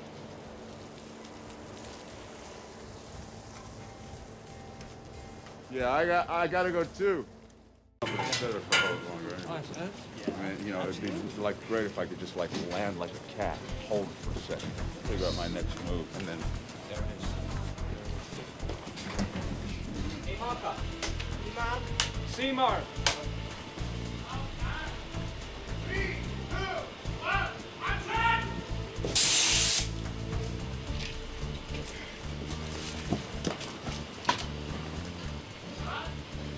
Cut.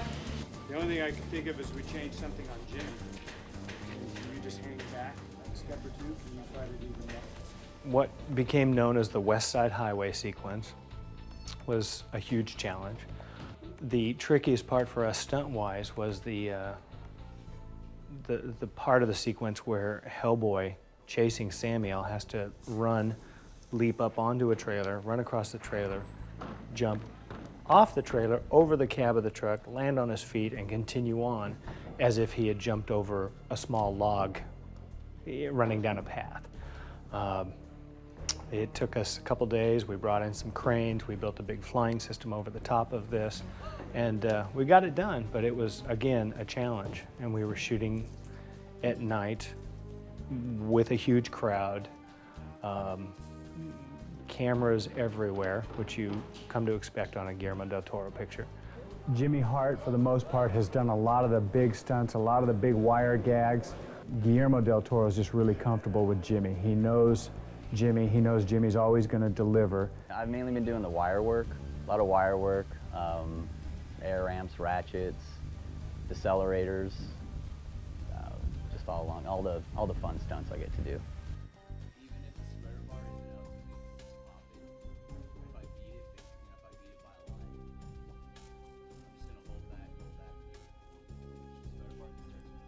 Most of the work I'm doing, I'm harnessed up, so I've got a jerk vest harness. And then the great thing about this show is that it's pretty wardrobe extensive, so I'm able to put on as many pads as you could want, and you never can see them, from the big thick jacket to the muscle suit. So it's kind of a stuntman's dream to not be restricted by wardrobe. He does have a very thick, what we've ended up calling the muscle suit, that just bulks him up. but it hasn't been a major problem. We just, you know, attaching cables to the harnesses underneath the suit, just cutting holes here and there. That's been about it. And then, of course, the big leather jacket that he wears on the outside, I mean, he never takes that jacket off. So every time he goes flying, he's got that jacket on, and we've basically made that leather jacket look like Swiss cheese by the end of the show. Not ready. All right, that's it.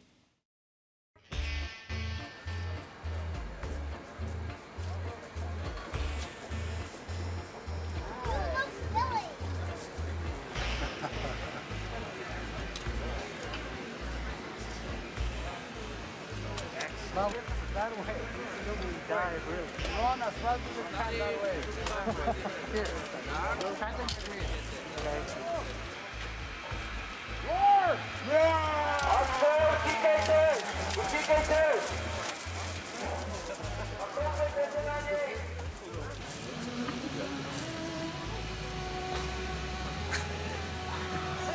Again! I look thin with this costume. It was fantastic, masterful. Basically, it was run so I don't trip over you. And try not to look like an idiot, which in this suit is, of course, impossible. Yeah, you were overacting like crazy.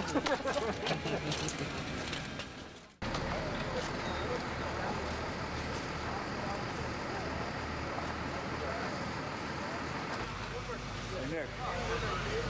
This guy in the truck, does he have a license?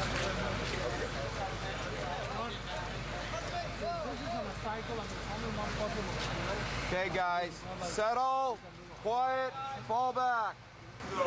Lori wants to... Guillermo, just to be clear, I've already hit it. Now it's You've just... already hit it. You've already hit it. And the car is acting as a wipe, a massive wipe. You're just doing like this. That's it. Let it spin once. Turn around, Ron, see what's coming at you. I know it's daunting.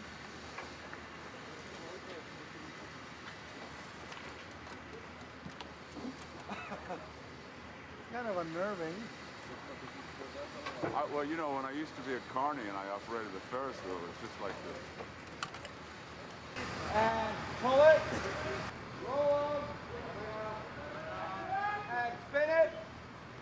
Spin it. Go, pull it, guys.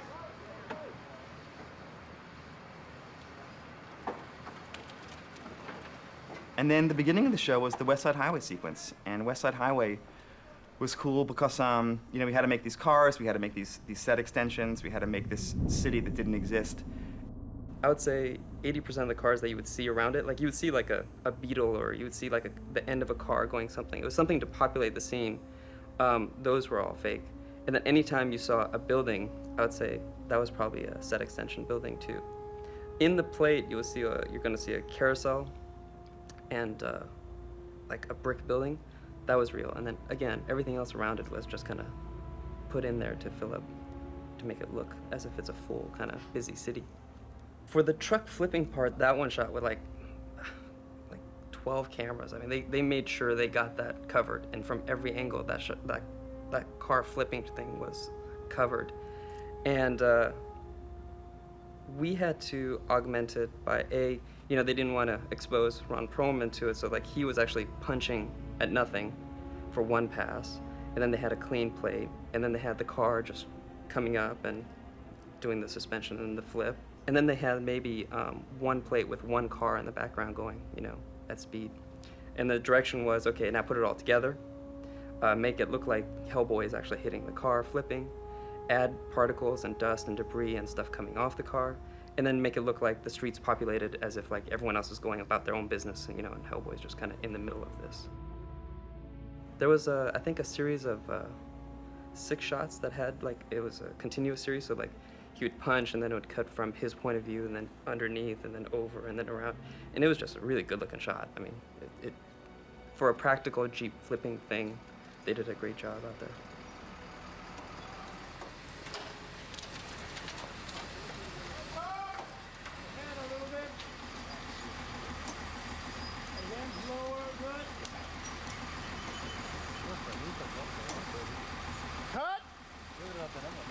Cut!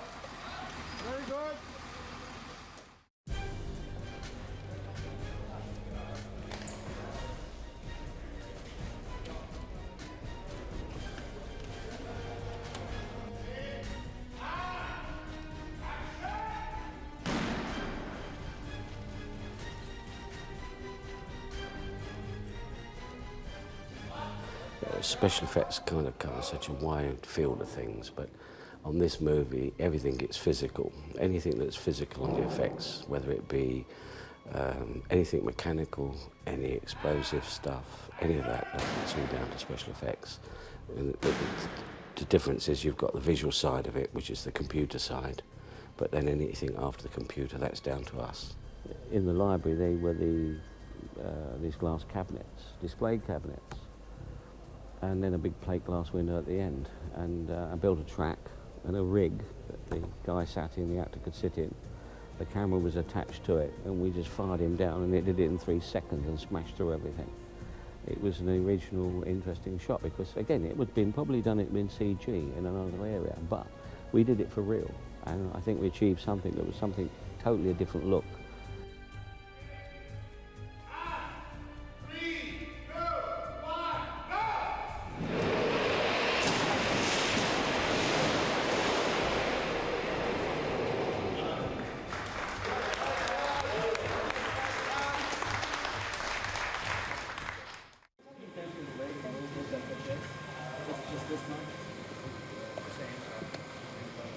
So we introduce this and you're already pointing. Okay. All right. All right, guys.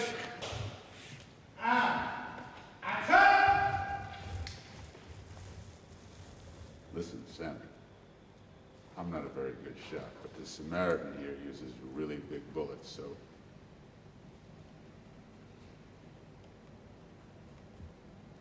What do you say we work this out? Nice, peaceful...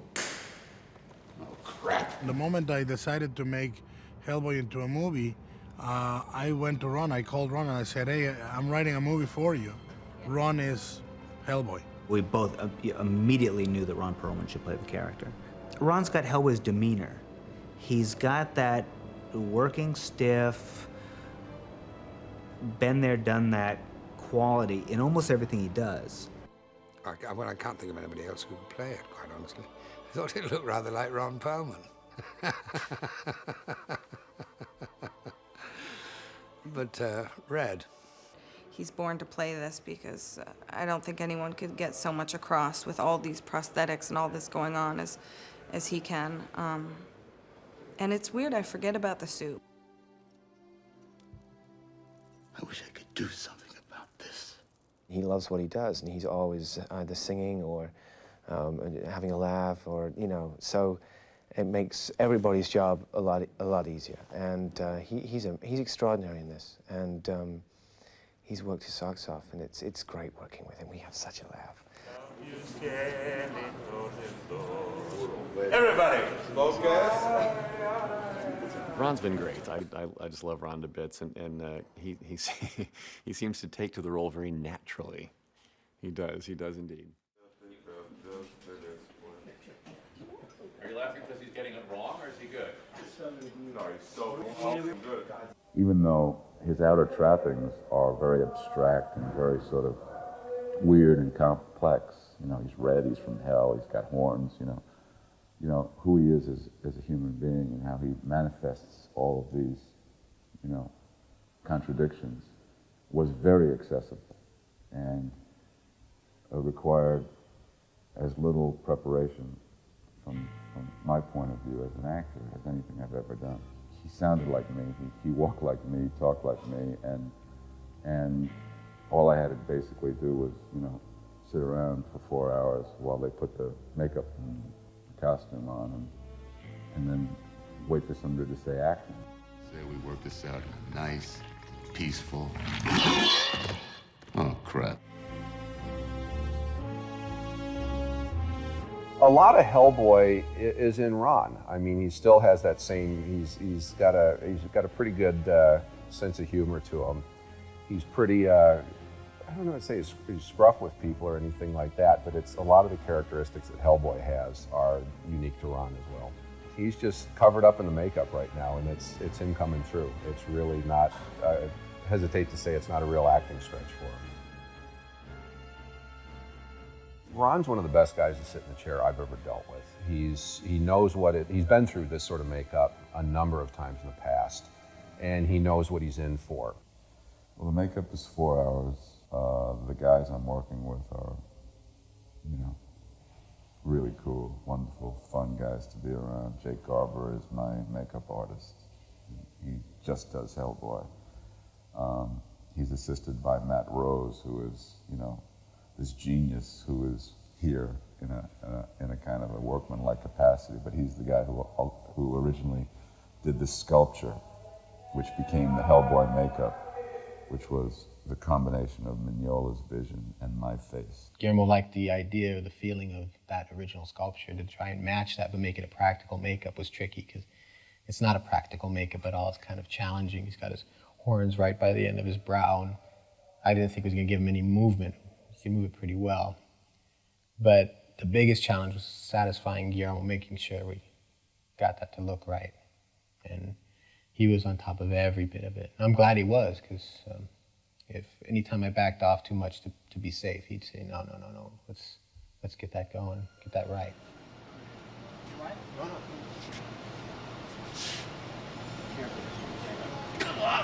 It's not an easy makeup. It's very, very hard. And for Jake to apply it, Jake and Bart, who applies the double, it's not an easy one to do. It's got to line everything up just right. If it's off, it shows. And if it's off, Guillermo will see it, or Ron will see it, and he points it out. So it's tricky. Yeah, so he has his standard makeup, which is from the chest up. That takes about 3.5, 4 hours.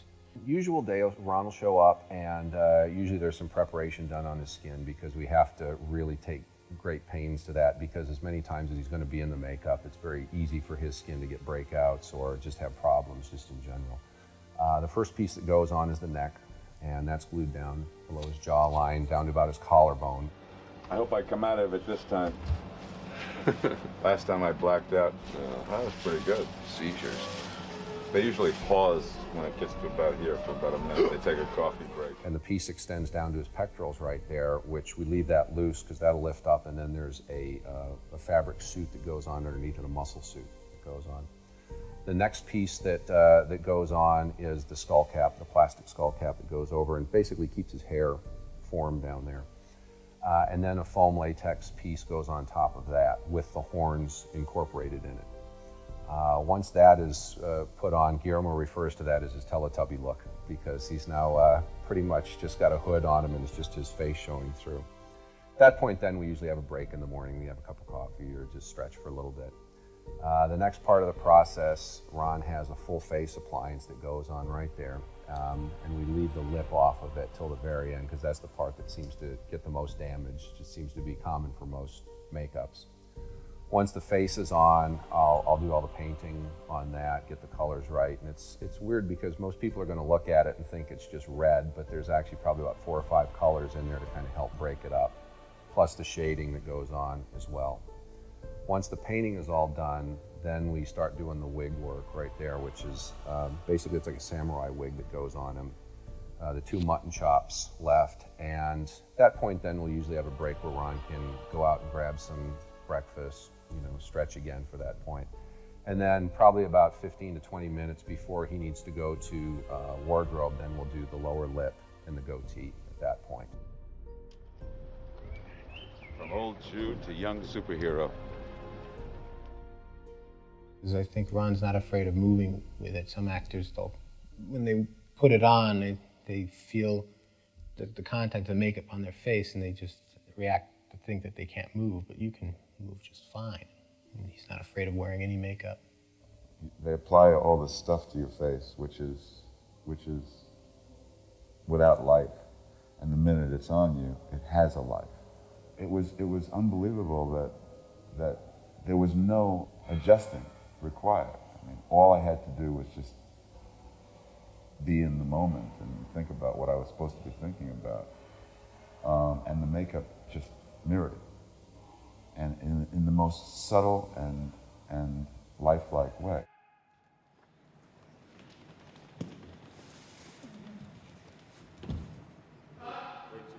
Yeah, too late.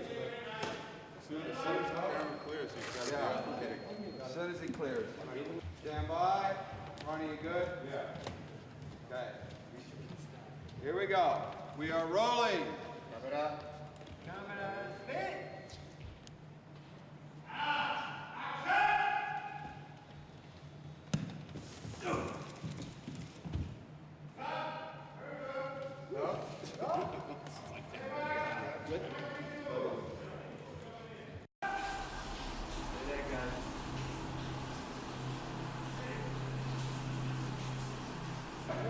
Ready, and action, Kev! Hold on, Brian. Okay. I'll give you the action to the water. Action, Brian! Look at the hole in the water. Good. Excellent. All right. Bueno, let's prepare for take. ¿Quieres que hagamos un poquito de take cuando estamos Sí, sí, sí. More steam by far. You doing last looks here, Mikey? Yes, we are, sir.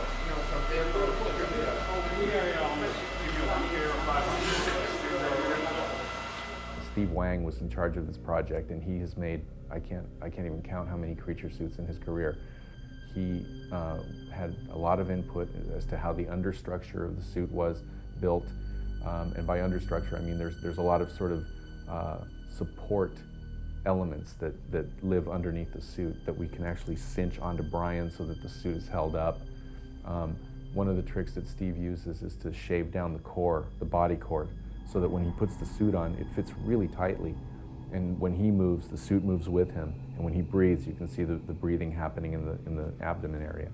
And then once the sculpture was completed, actually the sculpture was a really complicated process because there were so many elements that sort of were done separately and then brought back together onto the suit. For instance, the shoulders, the arms, all of the tentacles, the head, everything. Everything had to be sort of done in pieces and then molded separately and then put back together as a suit onto the understructure that was designed. And then, of course, we had to include places to put batteries, extra motors, that kind of stuff. And then it went to a painting process once the skins were run, the foam skins. And Samael had a lot of complex features that Guillermo wanted to incorporate in the final version. The eyes were a big challenge for us. Guillermo wanted to have a lot of features going on in a very limited amount of space and with a limited amount of time. And he told us to take a look at McKenna's Gold, an old Western film. And at the beginning of the film, there's a really beautiful close-up shot of a vulture blinking. And you can really see this membrane just sweeping over this bird's eye. And we use that as reference for Samael's eye. We also had to incorporate a membrane that sort of sealed over the eye and then pulled back to reveal the eye. In addition to that, the eyeball itself had to move in and out of the head while it was looking around and while this membrane was pulling back. The other thing was the tendrils on the back of his skull, which kind of looked like hair. Mark Satrakian designed a very unique tentacle mechanism. Inside of each tentacle is a series of servos. And so all of the movement is contained within the length of the tentacle without anything external, which is great. That really solved a big problem for us. The other problem that was presented with this kind of design was the fact that you have to sort of control the servos sequentially, because if they all move at the same time, the tentacle will just kind of curl up and in one direction or another and not really look very interesting at all. So what Mark did is he designed a circuit board that actually told the servos to move in sequence when he sent the signal through his radio control. So they had a very eerie, undulating movement. And when you see, 15 of these things all looped up with slime and all moving apparently individually, it's pretty interesting. It looks like Samael had an array of eels hanging off the back of his head. They're all writhing around at the same time. We even had people asking us during dailies how they had time to put the CG tentacles in, and obviously they weren't CG; they were the real things. So that was a very proud moment for us.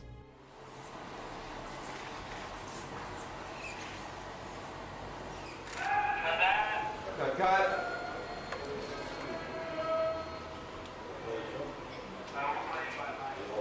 Roger.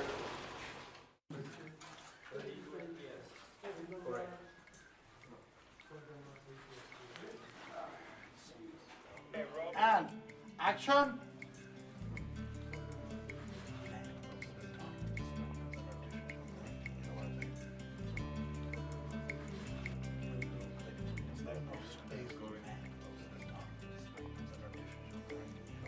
Okay. When do I come in?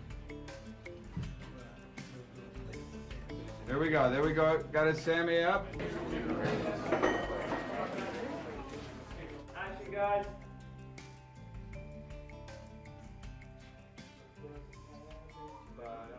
The idea when we originally talked about it in pre-production with Guillermo and Blair Tippett and myself was that Abe, the whole time underwater, would be digital. It would, even though it was dry for wet, the environment, meaning that the room would be shot in dry, and then we'd add elements and particulate matter and bubbles and so forth to make it look like it's underwater.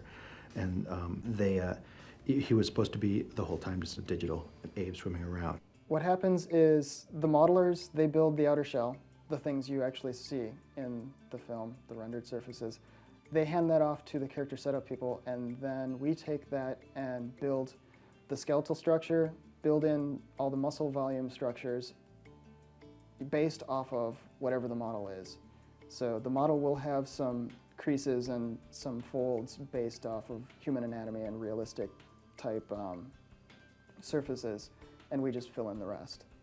So once the puppet's built, then we kind of put muscles on top. The muscles follow the joints in the puppet, and we can also lay muscles on top of other muscles to actually kind of get a faux collision detection, so that the muscles actually ride on top of each other. And then once we actually have the muscles kind of built, like Abe Sapien was I mean, pretty close to a real physical human model as far as muscles go. Then we basically put that into the skin puppet, and then connect between the skin points and the muscle points, and that's kind of acts as a spring force to actually control and deform the skin surface based on the movement of the muscles. I have to hand it to Paul for doing this muscle system, because Abe Sapien was the test case in a ways for the muscle system, because he's basically a naked dude. So you can really see the articulation of all the muscles. Abe, I was most worried about, like when we were first talking about the project. Swimming is really hard to pull off. It's, because anytime you move in water, like all of your other body is moving and counter-reacting to that. So I was really worried that we wouldn't be able to pull those shots off. The first thing that came to my mind was Creature from the Black Lagoon, because that, you know, as a kid, I just loved that, and, you know, would always try and emulate that, you know, in swimming pools, and it was different enough, and it was really cool. It was just a neat swimming stroke that, you know, wasn't like a normal stroke. And so I was talking to Todd and telling him that if there's anything he can come up with, that it doesn't have to be necessarily the Creature from the Black Lagoon stroke, but if there's anything like that he can come up with that can be a signature. We checked out a bunch of these different movies and tried to combine a lot of it, and then also would look at what Doug Jones was doing, because he has a very specific movement signature too, like he has these really quick little movements. So we ended up doing kind of a hybrid of stuff. Like we kept his legs, like Abe's legs, together, so it was this kind of like a porpoise action. Like it wasn't a lot of like human scissor kick action. It was like these kind of gentle moves. It was a lot about bringing a lot of energy from the shoulders and from the arms, so that he'd always have these graceful circular motions. It's all about like keeping the arcs rolling so that he'd look really pretty. He had kind of almost like a quirkiness, you know, when he's out of the water. So I was always kind of trying to play it like he's much more comfortable in his home environment and more graceful. Not, you know, he's very graceful on land, but just more fluid, you know, in the water. But to keep the same characteristics, we went back in and added a few little head, you know, mainly with his head and his hands, and copied the gestures that Doug had developed. Guillermo was pretty adamant that he's got to feel really comfortable in the water. Like it's no big deal, you know. It's like when he dives into the water and he's looking around, you know, it's sort of like he's aware, because he knows there's probably Samuel down here and it's going to be messy, but at the same time he's really comfortable in his environment, so it had to be kind of casual. And I think it works out pretty well. Like Abe looks really sweet, and it's great because he's like, you know, for a lot of the fans of the comic, he's one of the favorite characters, so it's cool to be able to do him justice. You know. Camera ready? Camera ready. Fuji ready? Always. All ready. Okay, here we go. Set and roll. Speed.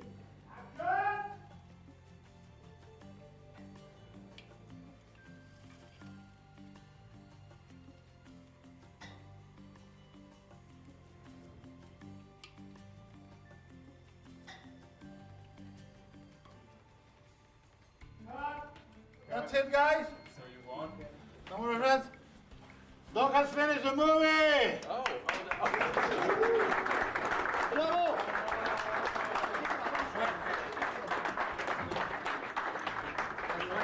Bravo.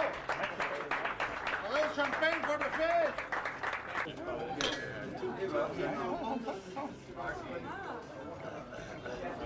Am I sharing this with anybody? No. Oh, okay.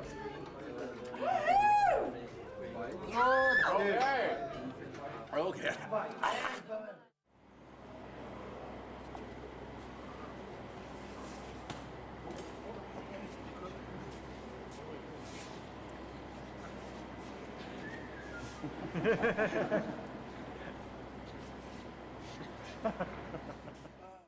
Yell it out, please. You have to stop all the work now, please. Going to go here. Say action. You're gonna turn. Sparks are gonna be going. You're gonna go like this. See?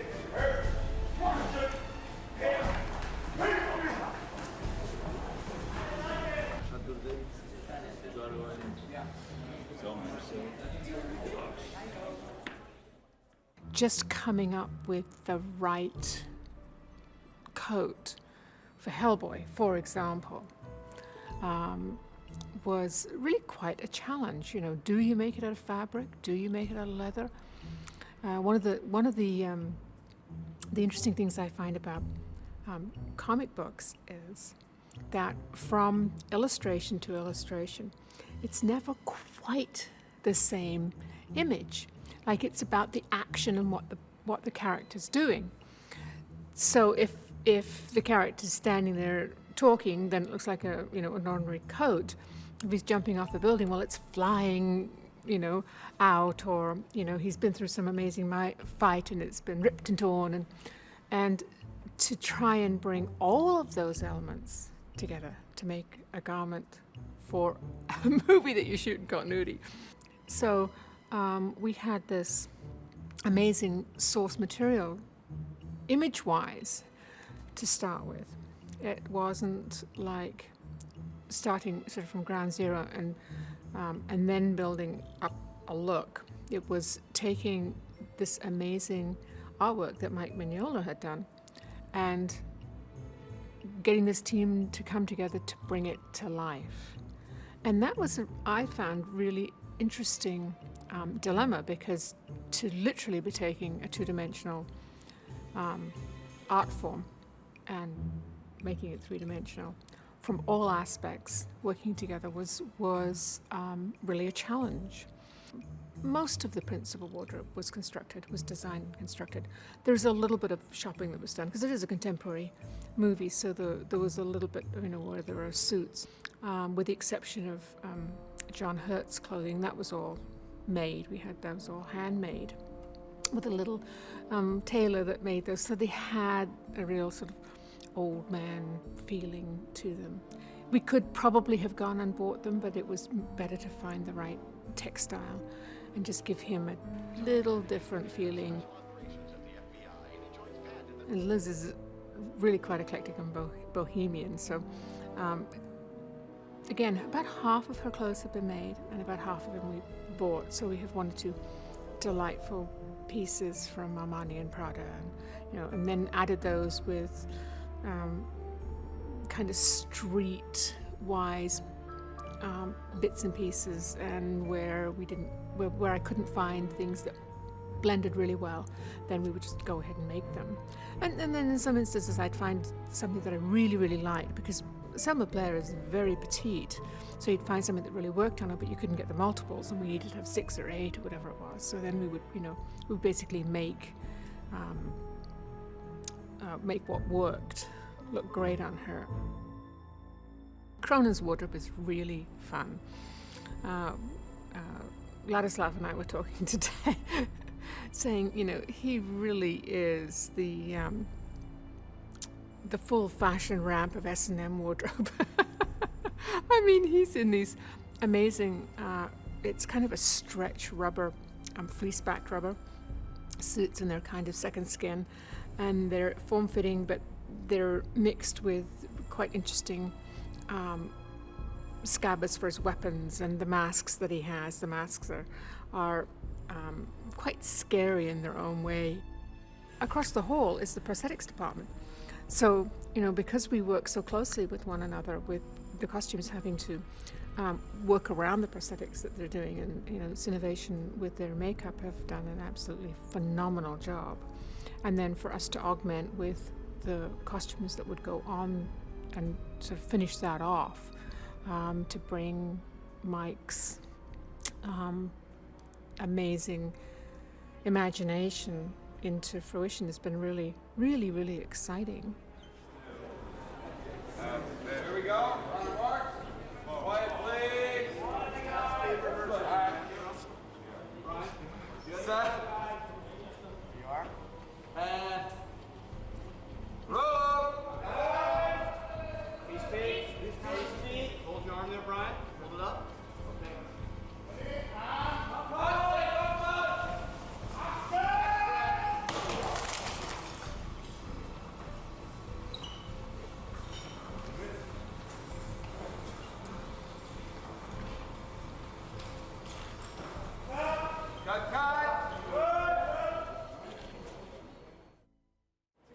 Come on, do Maniac for us.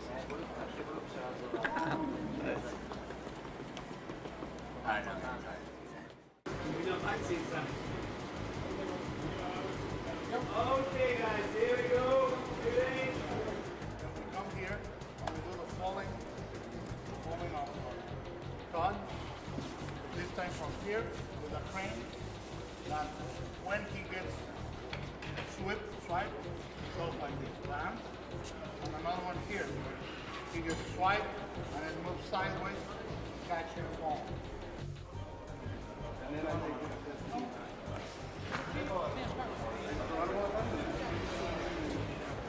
Okay, now start standing up, Todd. Esta es la última, creo. Mark, Y ahora vamos a ver right si la now. primera. 1, 2, 3.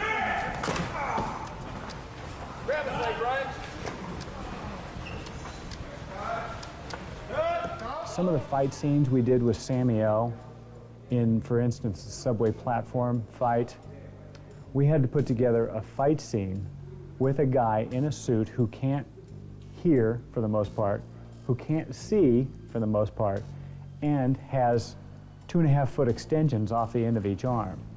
And we had to put together a fight scene between him and Ron Perlman, who's Hellboy, and we had to not knock Ron unconscious. And these two literally fight from one end to the other. They're tearing up columns, there's offices collapsing, there's flying, there's lights being torn out, just a complete melee. And so far we've been discussing how Samuel and Hellboy will be fighting and all the details, but pretty soon we need to start talking about the 250 extras that we're gonna load into this place and how we're gonna shoot in and amongst this huge crowd, put in an entire film crew, do these huge stunts all in this space. I mean, it's pretty intensive, detailed planning and stuff we've got to get done. We had meetings months before we started shooting with the art department. We had to make changes to the sets so that we could get our flying systems in, our ratchet systems in. We had to have ceiling pieces moved or rearranged or redesigned. We had to take out sections of the floor to make some of these things work. We obviously worked hand in hand with the visual effects department. it was just a huge undertaking. Seat, I'm going to lock this thing up in a minute. You won't be able to.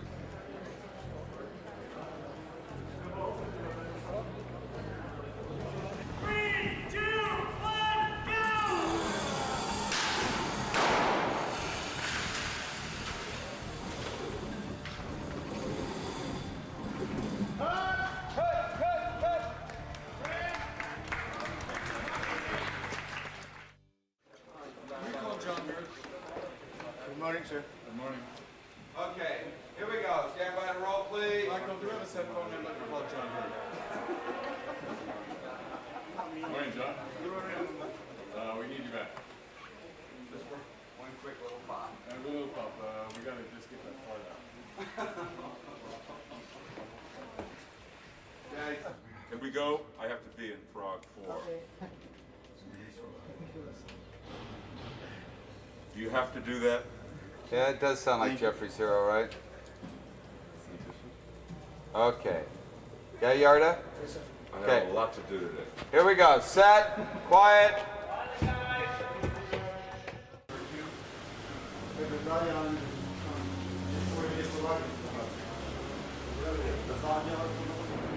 Hey, do I have to put it up the crane? Yeah. It doesn't match. Oh my God! But nothing I have. Neither, this doesn't match either. Go to your right, Yada. I'm off. I'm sorry. It's me. It's not yada yada. Is this? What do you want to do? Do you want me to put it up the crane? Yeah. Okay. Oh, by the way, Patrick said if you wanted electricity, you should pay for it yourself. You wanted a what? Electricity. The lights were expensive enough. We hope that you get the way to change. We'll have to chip in. I'm going to tell you how old I am. I remember my grandpa used to play. It wasn't this.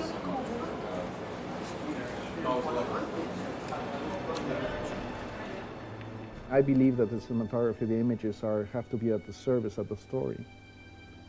I don't bring a particular aesthetic to the plate that is divorced to the story. So in that sense, yeah, each time we're doing a shot that I feel that is in that direction, that it's embracing that, is where I get it's the benefit of what I do and the hours I spend doing it. The moment comes where you see that the dailies are impeccable and they're really telling that your effort is there, that the effort of 100 people around you are there.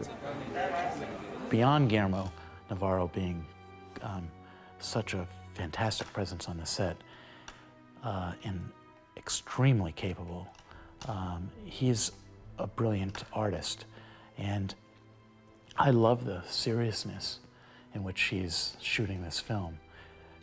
There's no condescension towards it being a comic book.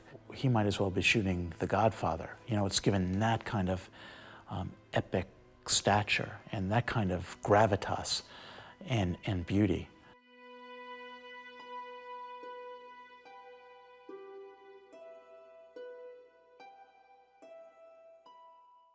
Well, the statement is the look of the comic, and it has to do also with the production design and the color of the sets.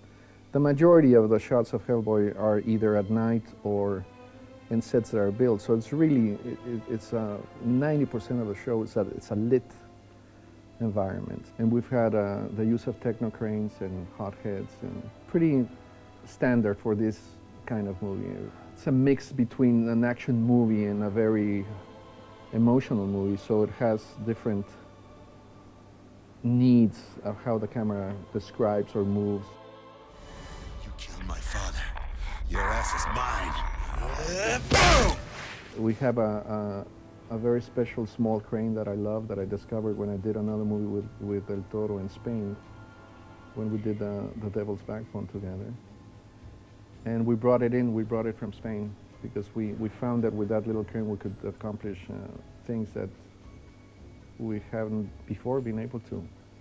So that's the other ingredient of our preferred toy.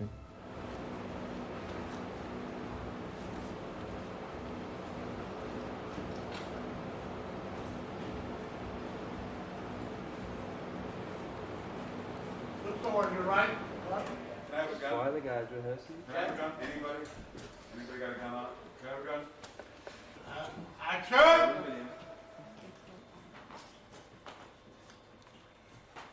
Hey. One, two.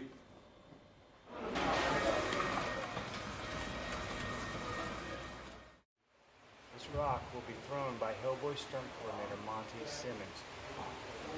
The timing and the placement of its landing in the water is critical. They've brought me in from Los Angeles, California, flown me 6,000 miles first class to throw this rock, and I'm going to show you a rehearsal, very seldom seen by the audience. You know, they only see what happens on the screen. This is what goes on behind the scenes on Hellboy in Prague, The movie. the year 2003. All right. You watching? You ready? All right. Hold on. Let's get the right angle here. All right, we're rolling. And at this point, Guillermo would yell action, and this is what you'd see. Wow. Let me do a zoom in on that ripple. Are you proud of the work that you've done here, Marcus? I've worked many years, 22 years in this industry to get to this point. To throw rocks? See? They trust me with two buckets of rock. And you'll notice these rocks are of the larger size. Right. You know, I've graduated up. When I first got into business, they only let me have rocks like this, gravel. See, I mean, look at the size of this rock. Wow. Not anybody can do this. It's pretty dangerous.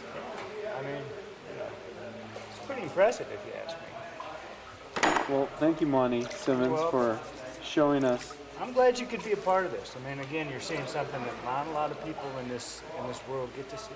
It's a special thing you guys get to see.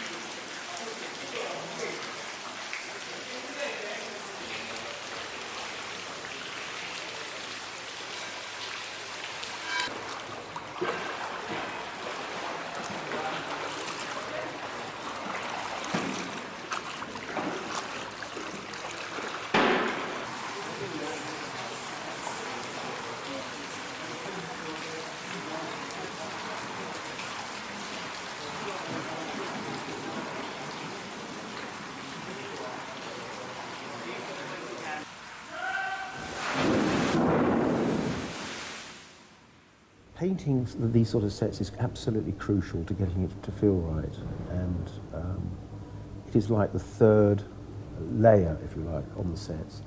You've drawn them up, you've had them built, you've had them constructed, but now it's this layer of paint which has to go on, and yet another layer of paint, and yet another layer, giving it a lot of depth and character.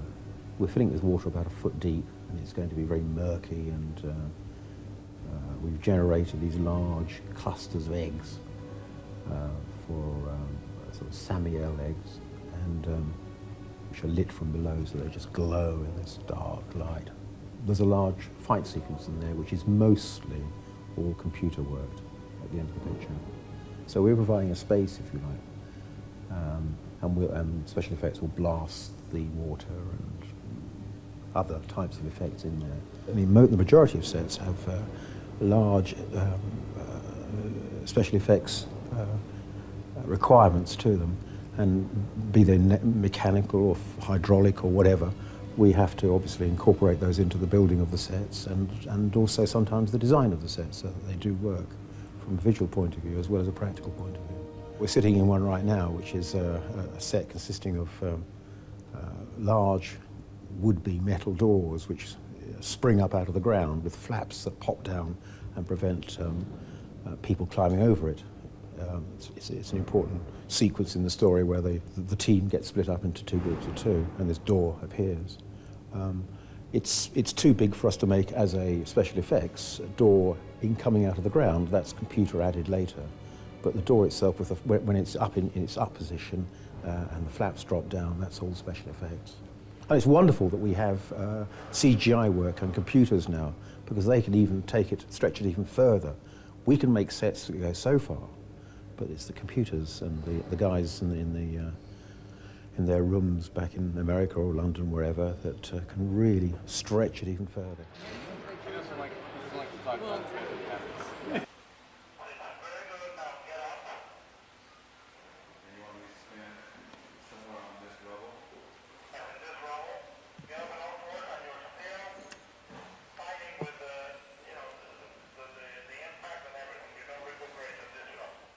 Hey, Mark!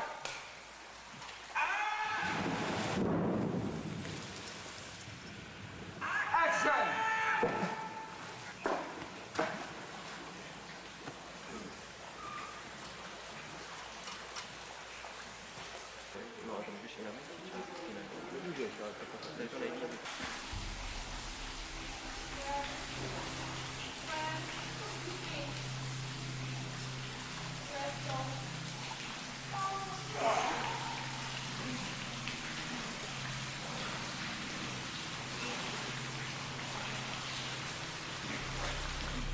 We had a number of challenges with that sequence. You know, you had 6 Sams jumping on Hellboy, and sometimes in one of the big fight shots, it's a practical Hellboy miming a fight that we actually, you know, changed the speed of the way the plate was played back a little bit to get it a little bit more dynamic, and then you cut directly from that to, you know, a completely CG Hellboy fighting 7 CG Sams all at once. Plus, we had the additional challenge of having the practical suit Samael, which is beautiful, in the shot, and we had to match that. Not only just cut, you know, a lot of our sequences there was like one Sam, and so it would be, you know, cutting from practical Sam to CG Sam and then back to practical Sam, which is a challenge of itself. But you had like 2 practical Sams in the shot, and then 3 CG Sams sharing the same screen space, and they all had to look like the exact same reality, the same physical presence. And when you have your actual reference for the audience of what the real thing looks like right there in the shot, and then you have your CG guy standing next to it, that's a real challenge as well. Makes it tough. Makes it very tough. He was the thing that scared all of us so much in the beginning. Yeah, most of the My Deformers cannot handle being able to rotate a joint in 180 degrees, and most of Sam's joints rotated 180 degrees.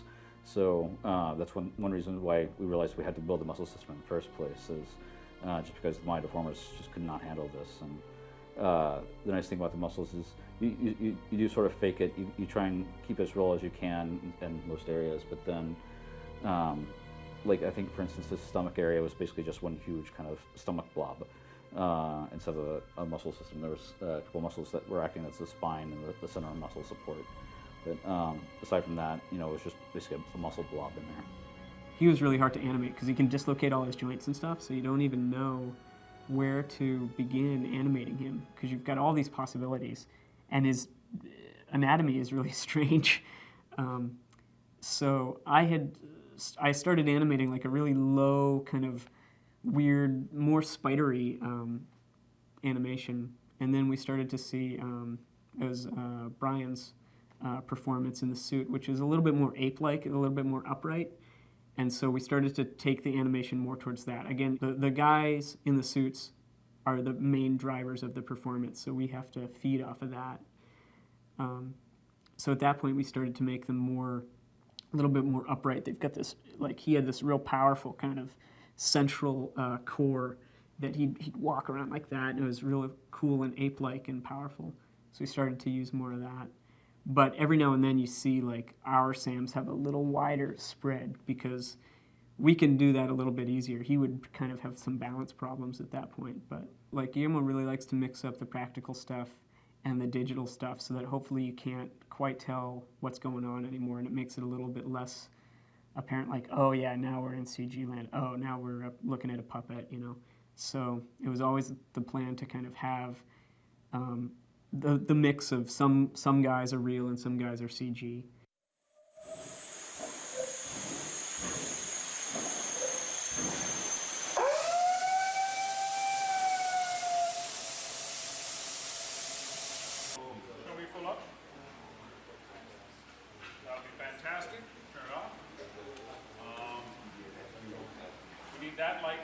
raised up in the air, a meter, please.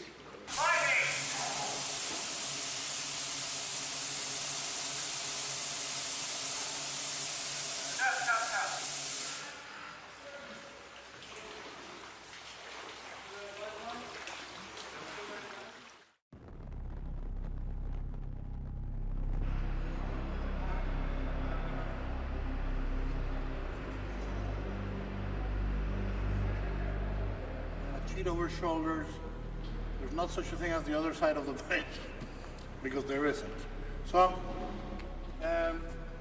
Ron would look over, this safety rail goes, he backs off, the safety rail goes, we discover how big this place is. He backs off and says, "Are you okay, Ivan?" And Ivan says, "If I had legs, I would kick your ass." and then at that moment, Ron says to Lime, "Could you hold Ivan for a second?" Lime is right next to him.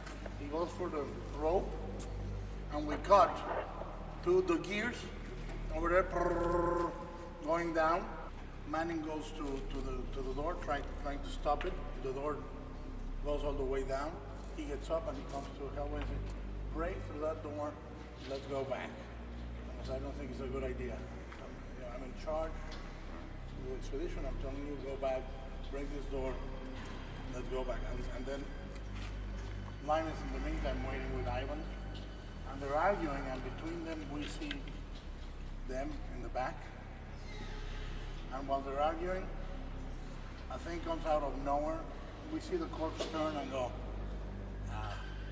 he says something like, "Oh crap," in Russian. And the pendulum takes the first section, and you both go, you're completely taken by surprise by the first thing. You don't even see the pendulum, because you're going to be running, and as you're going to go, Ron grabs you, and when he throws you, he turns you in the air. Then you slide under the door. Ron will be in the middle section, and there's a big chunk of bridge that is going to start collapsing under. That collapsing will be done by Hansa on the wire, and the close-ups will be done by Ron. All the running and everything that involves safety risk will be done by Hansa. All the close-up stuff will be done by Ron and you. And it will be Hansa, and you will be doubled by Charlie, who has now shaved his entire body and is ready to double you.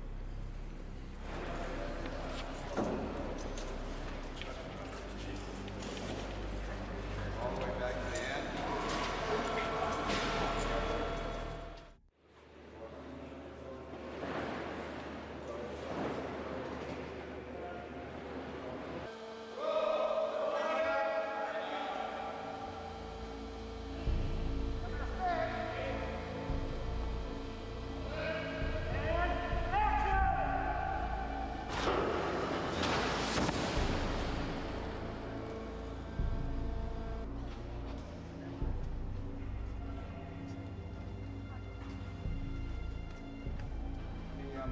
Yes, sir. Mexico. I'm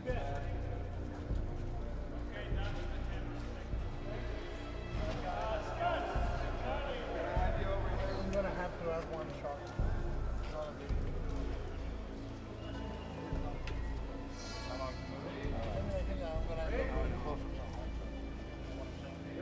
So shall we do that close-up first then? A lot of the stuff that we had to do to enhance what was shot on set meant that we had to replace large sections of the bridge in order to make them more dynamic and to explode and come apart.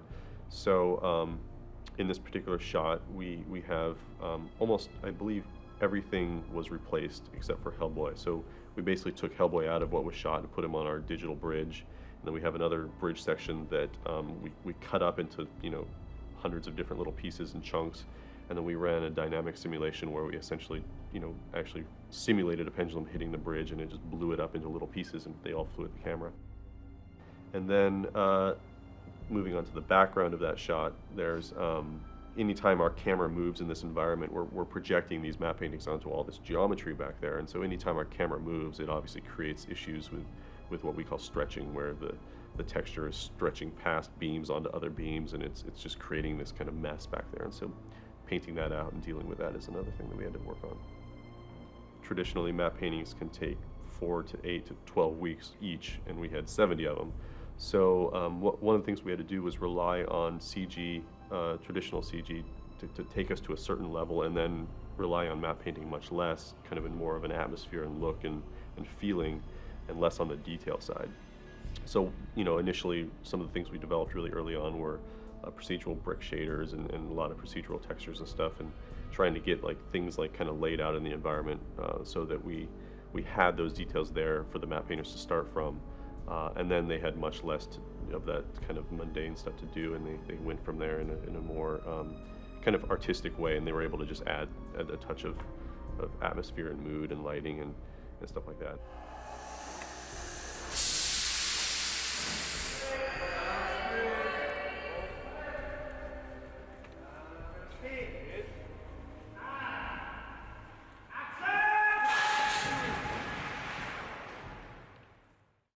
Guillermo. Let's rehearse and we should. You got a phone call.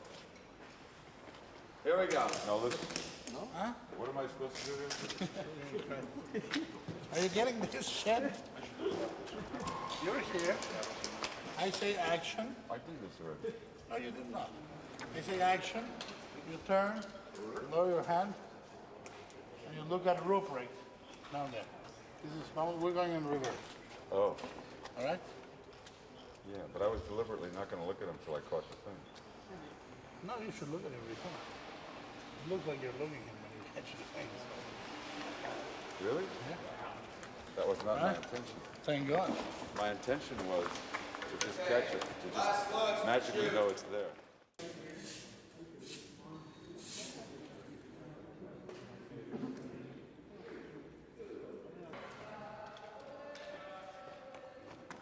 On speed.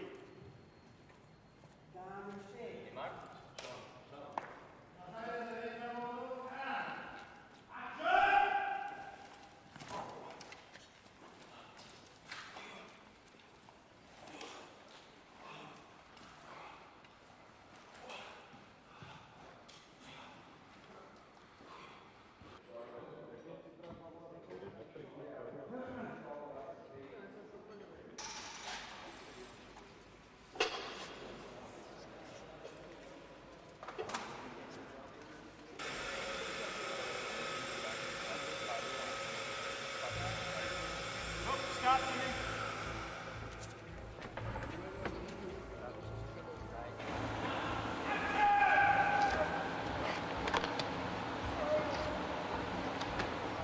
The animation for that sequence was all done pretty much at the same time. We would animate Behemoth, rough him out with Hellboy, to make sure that it's working, they're working in tandem, and the camera move.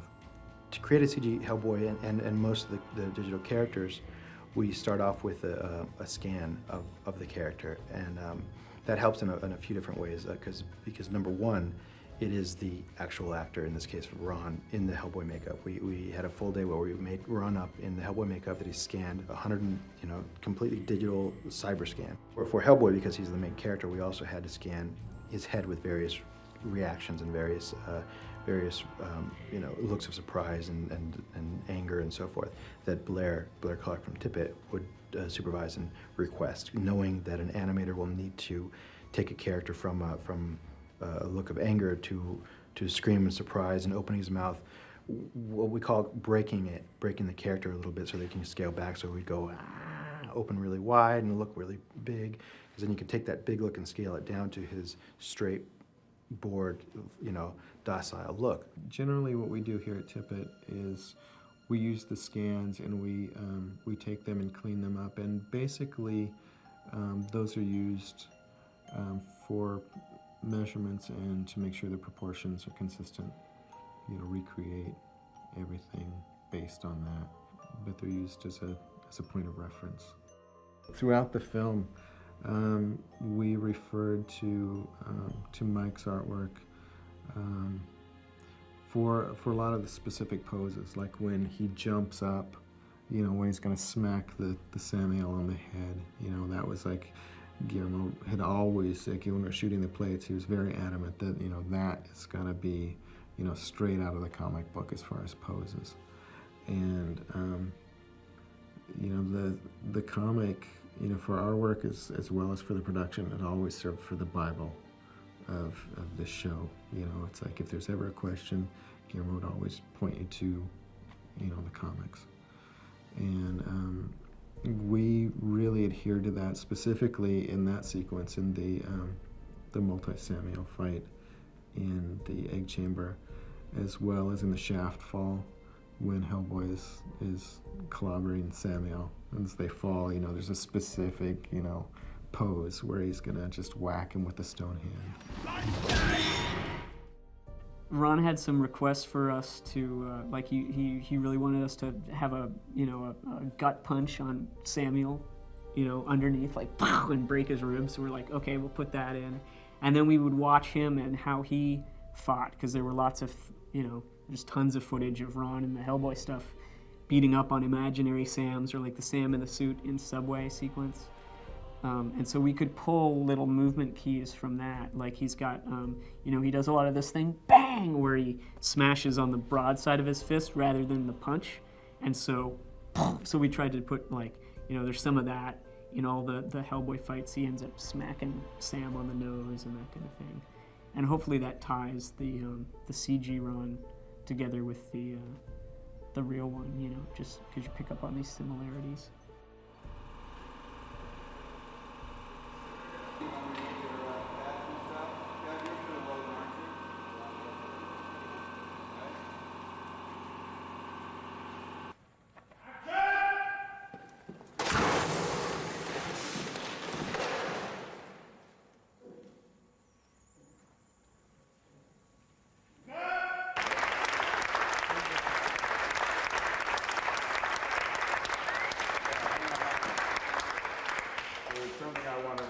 Say to this crew for a really long time now.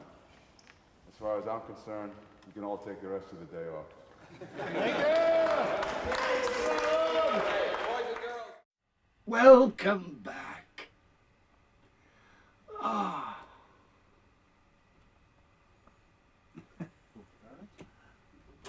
Oh, what happened there? I think the first one's the first.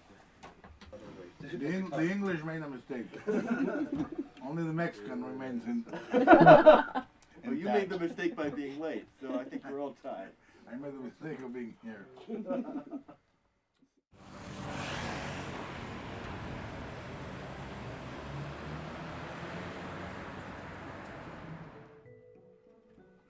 it's incredible how much younger he looks without those wings. 60 years. 60 years ago, they tried to destroy the world. They're back. In my lifetime, they're back. To finish the job. Look at them ugly suckers, Blue. One sheet of glass between them and us. Let's hear it. And now here comes a garbage truck. A very large garbage truck. Look at them ugly suckers, Blue. One sheet of glass between them and us. Story of my life. There's more contempt on the line. They're like, look at them ugly suckers, Blue. You know, like, they're like, Look at them ugly suckers, Blue. One sheet of glass between them and us. They did a lot of ADR. You can make up for situations where perhaps you had a lot of fan noise, things like that. Abe Sapien, for example, his voice is completely redone. A lot of people don't really realize how much that happens, that you can go through and you can completely replace a character's voice with someone else's voice. It's a lot of work to kind of get every little bit to kind of come together, but the primary focus is dialogue. They want to try to get the dialogue to work as well as possible. Oh, I see. Well, that makes it all right. that's pretty good. That's pretty good. It's really difficult to go back and get an actor to match. Really, really good actors can do it and it just goes flawlessly. But It's a really difficult process, and it comes at the end, and it's, you know, it's a challenge to kind of make that work. Foley generally is the interaction of people or characters with things. So the Foley in this case was a bit challenging too, because a lot of these sets, you know, they're walking around, they're supposed to be walking around in stone, they're supposed to be walking around on snow. Hellboy's supposed to be this big, huge, heavy guy. His hand, every time he moves it, it has to sound like stone.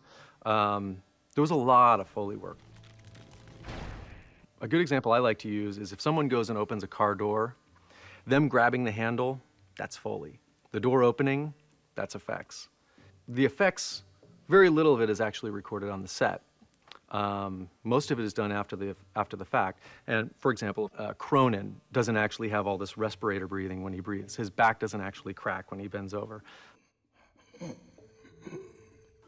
There's guns that aren't shooting actual bullets, all these things. All of that stuff has to be redone. For example, the dream where the hospital blows up. We did a whole pass when we were pre-dubbing where we have literal explosions where you can see the fire and it just is a big ripping explosion.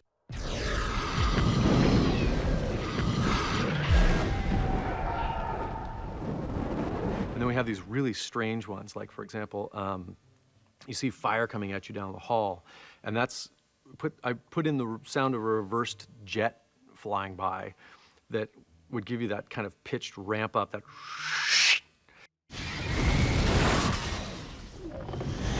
and that's what kind of cuts off when we cut inside of the guy, and then it blows up. So we had like a pre-dub of surreal, strange fire sounds. We had obviously a pre-dub of real sounds.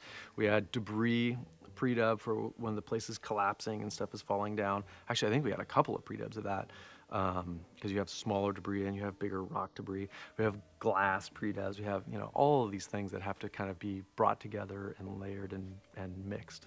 So. All right, take one, channel one, LZ 317.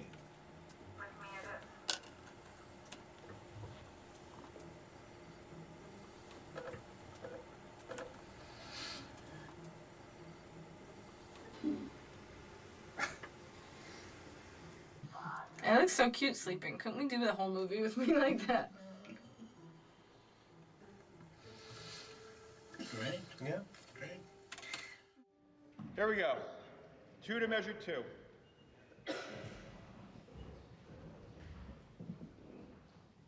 1, 2.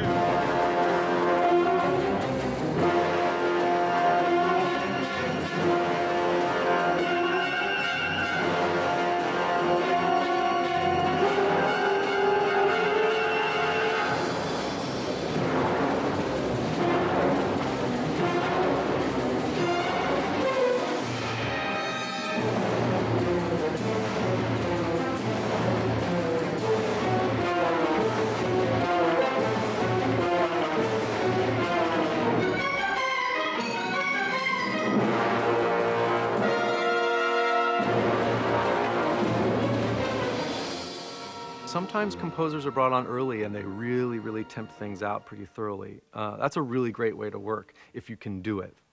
It's a pretty rare case that you can. Usually what ends up happening is the editor is going to cut some things into their editing system, whether it's an Avid or whatever system that they use, and they'll cut music in to try and get a feel for how is this working, you know, is it driving? If it's an action scene, you cut in some action music from maybe another movie.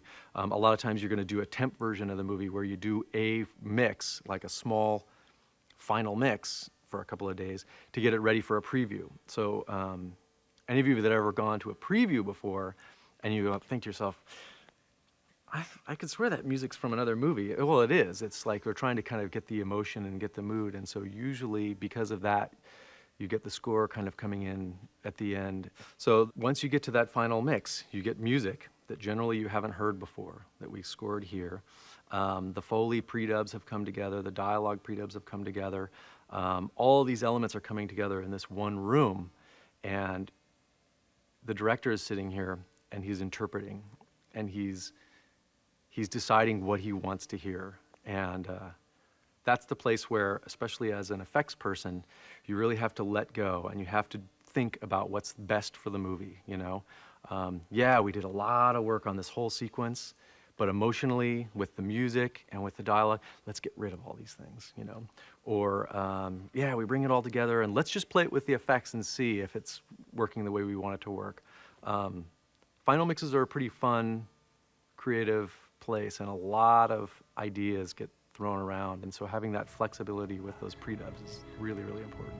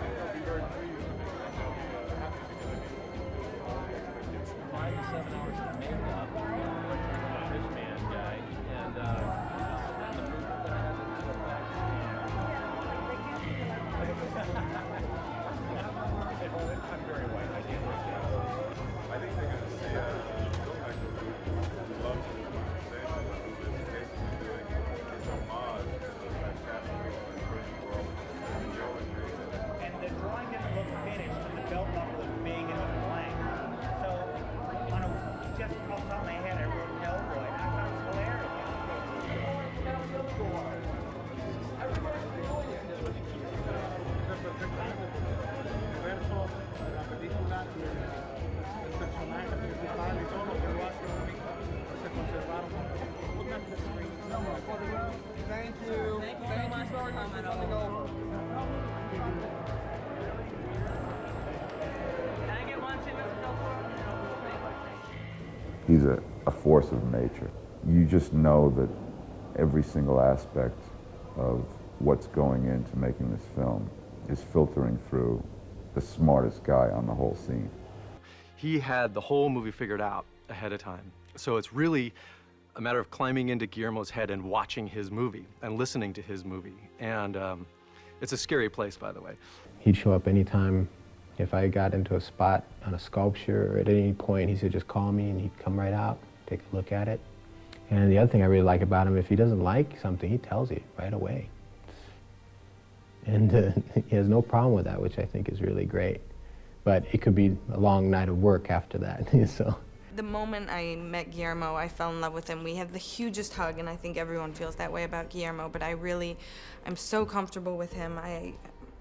I don't think I could find a more passionate director than Guillermo, and he just is never exhausted. He puts in 7-day weeks. He's been working on this project for years, so I have utmost faith and belief that this will just be a beautiful, beautiful film. He's a genius when it comes to directing. I love the look of his films. It's amazing to me what he can do with an average stunt. The way he films it makes it look so much different and newer. I fully believe in the trickle-down theory, and Guillermo del Toro being at the helm of this production definitely trickles down to all of us. His passion, it comes through all of us. And him being a big fan of the comic book helps, and him being a big fan of the character Abe Sapien helps me. His passion, it goes to everyone. You know, this set, even though we work late sometimes, we work very hard, we work 6-day weeks, we're in a foreign country, we've worked in freezing below temperature, ice cold weather with rain on us. People, you know, keep going, and they persevere, they move forward, and we laugh at the end of the day at some point, you know, after wiping away the frozen tears. And it's great. Guillermo's the best director I've ever worked with.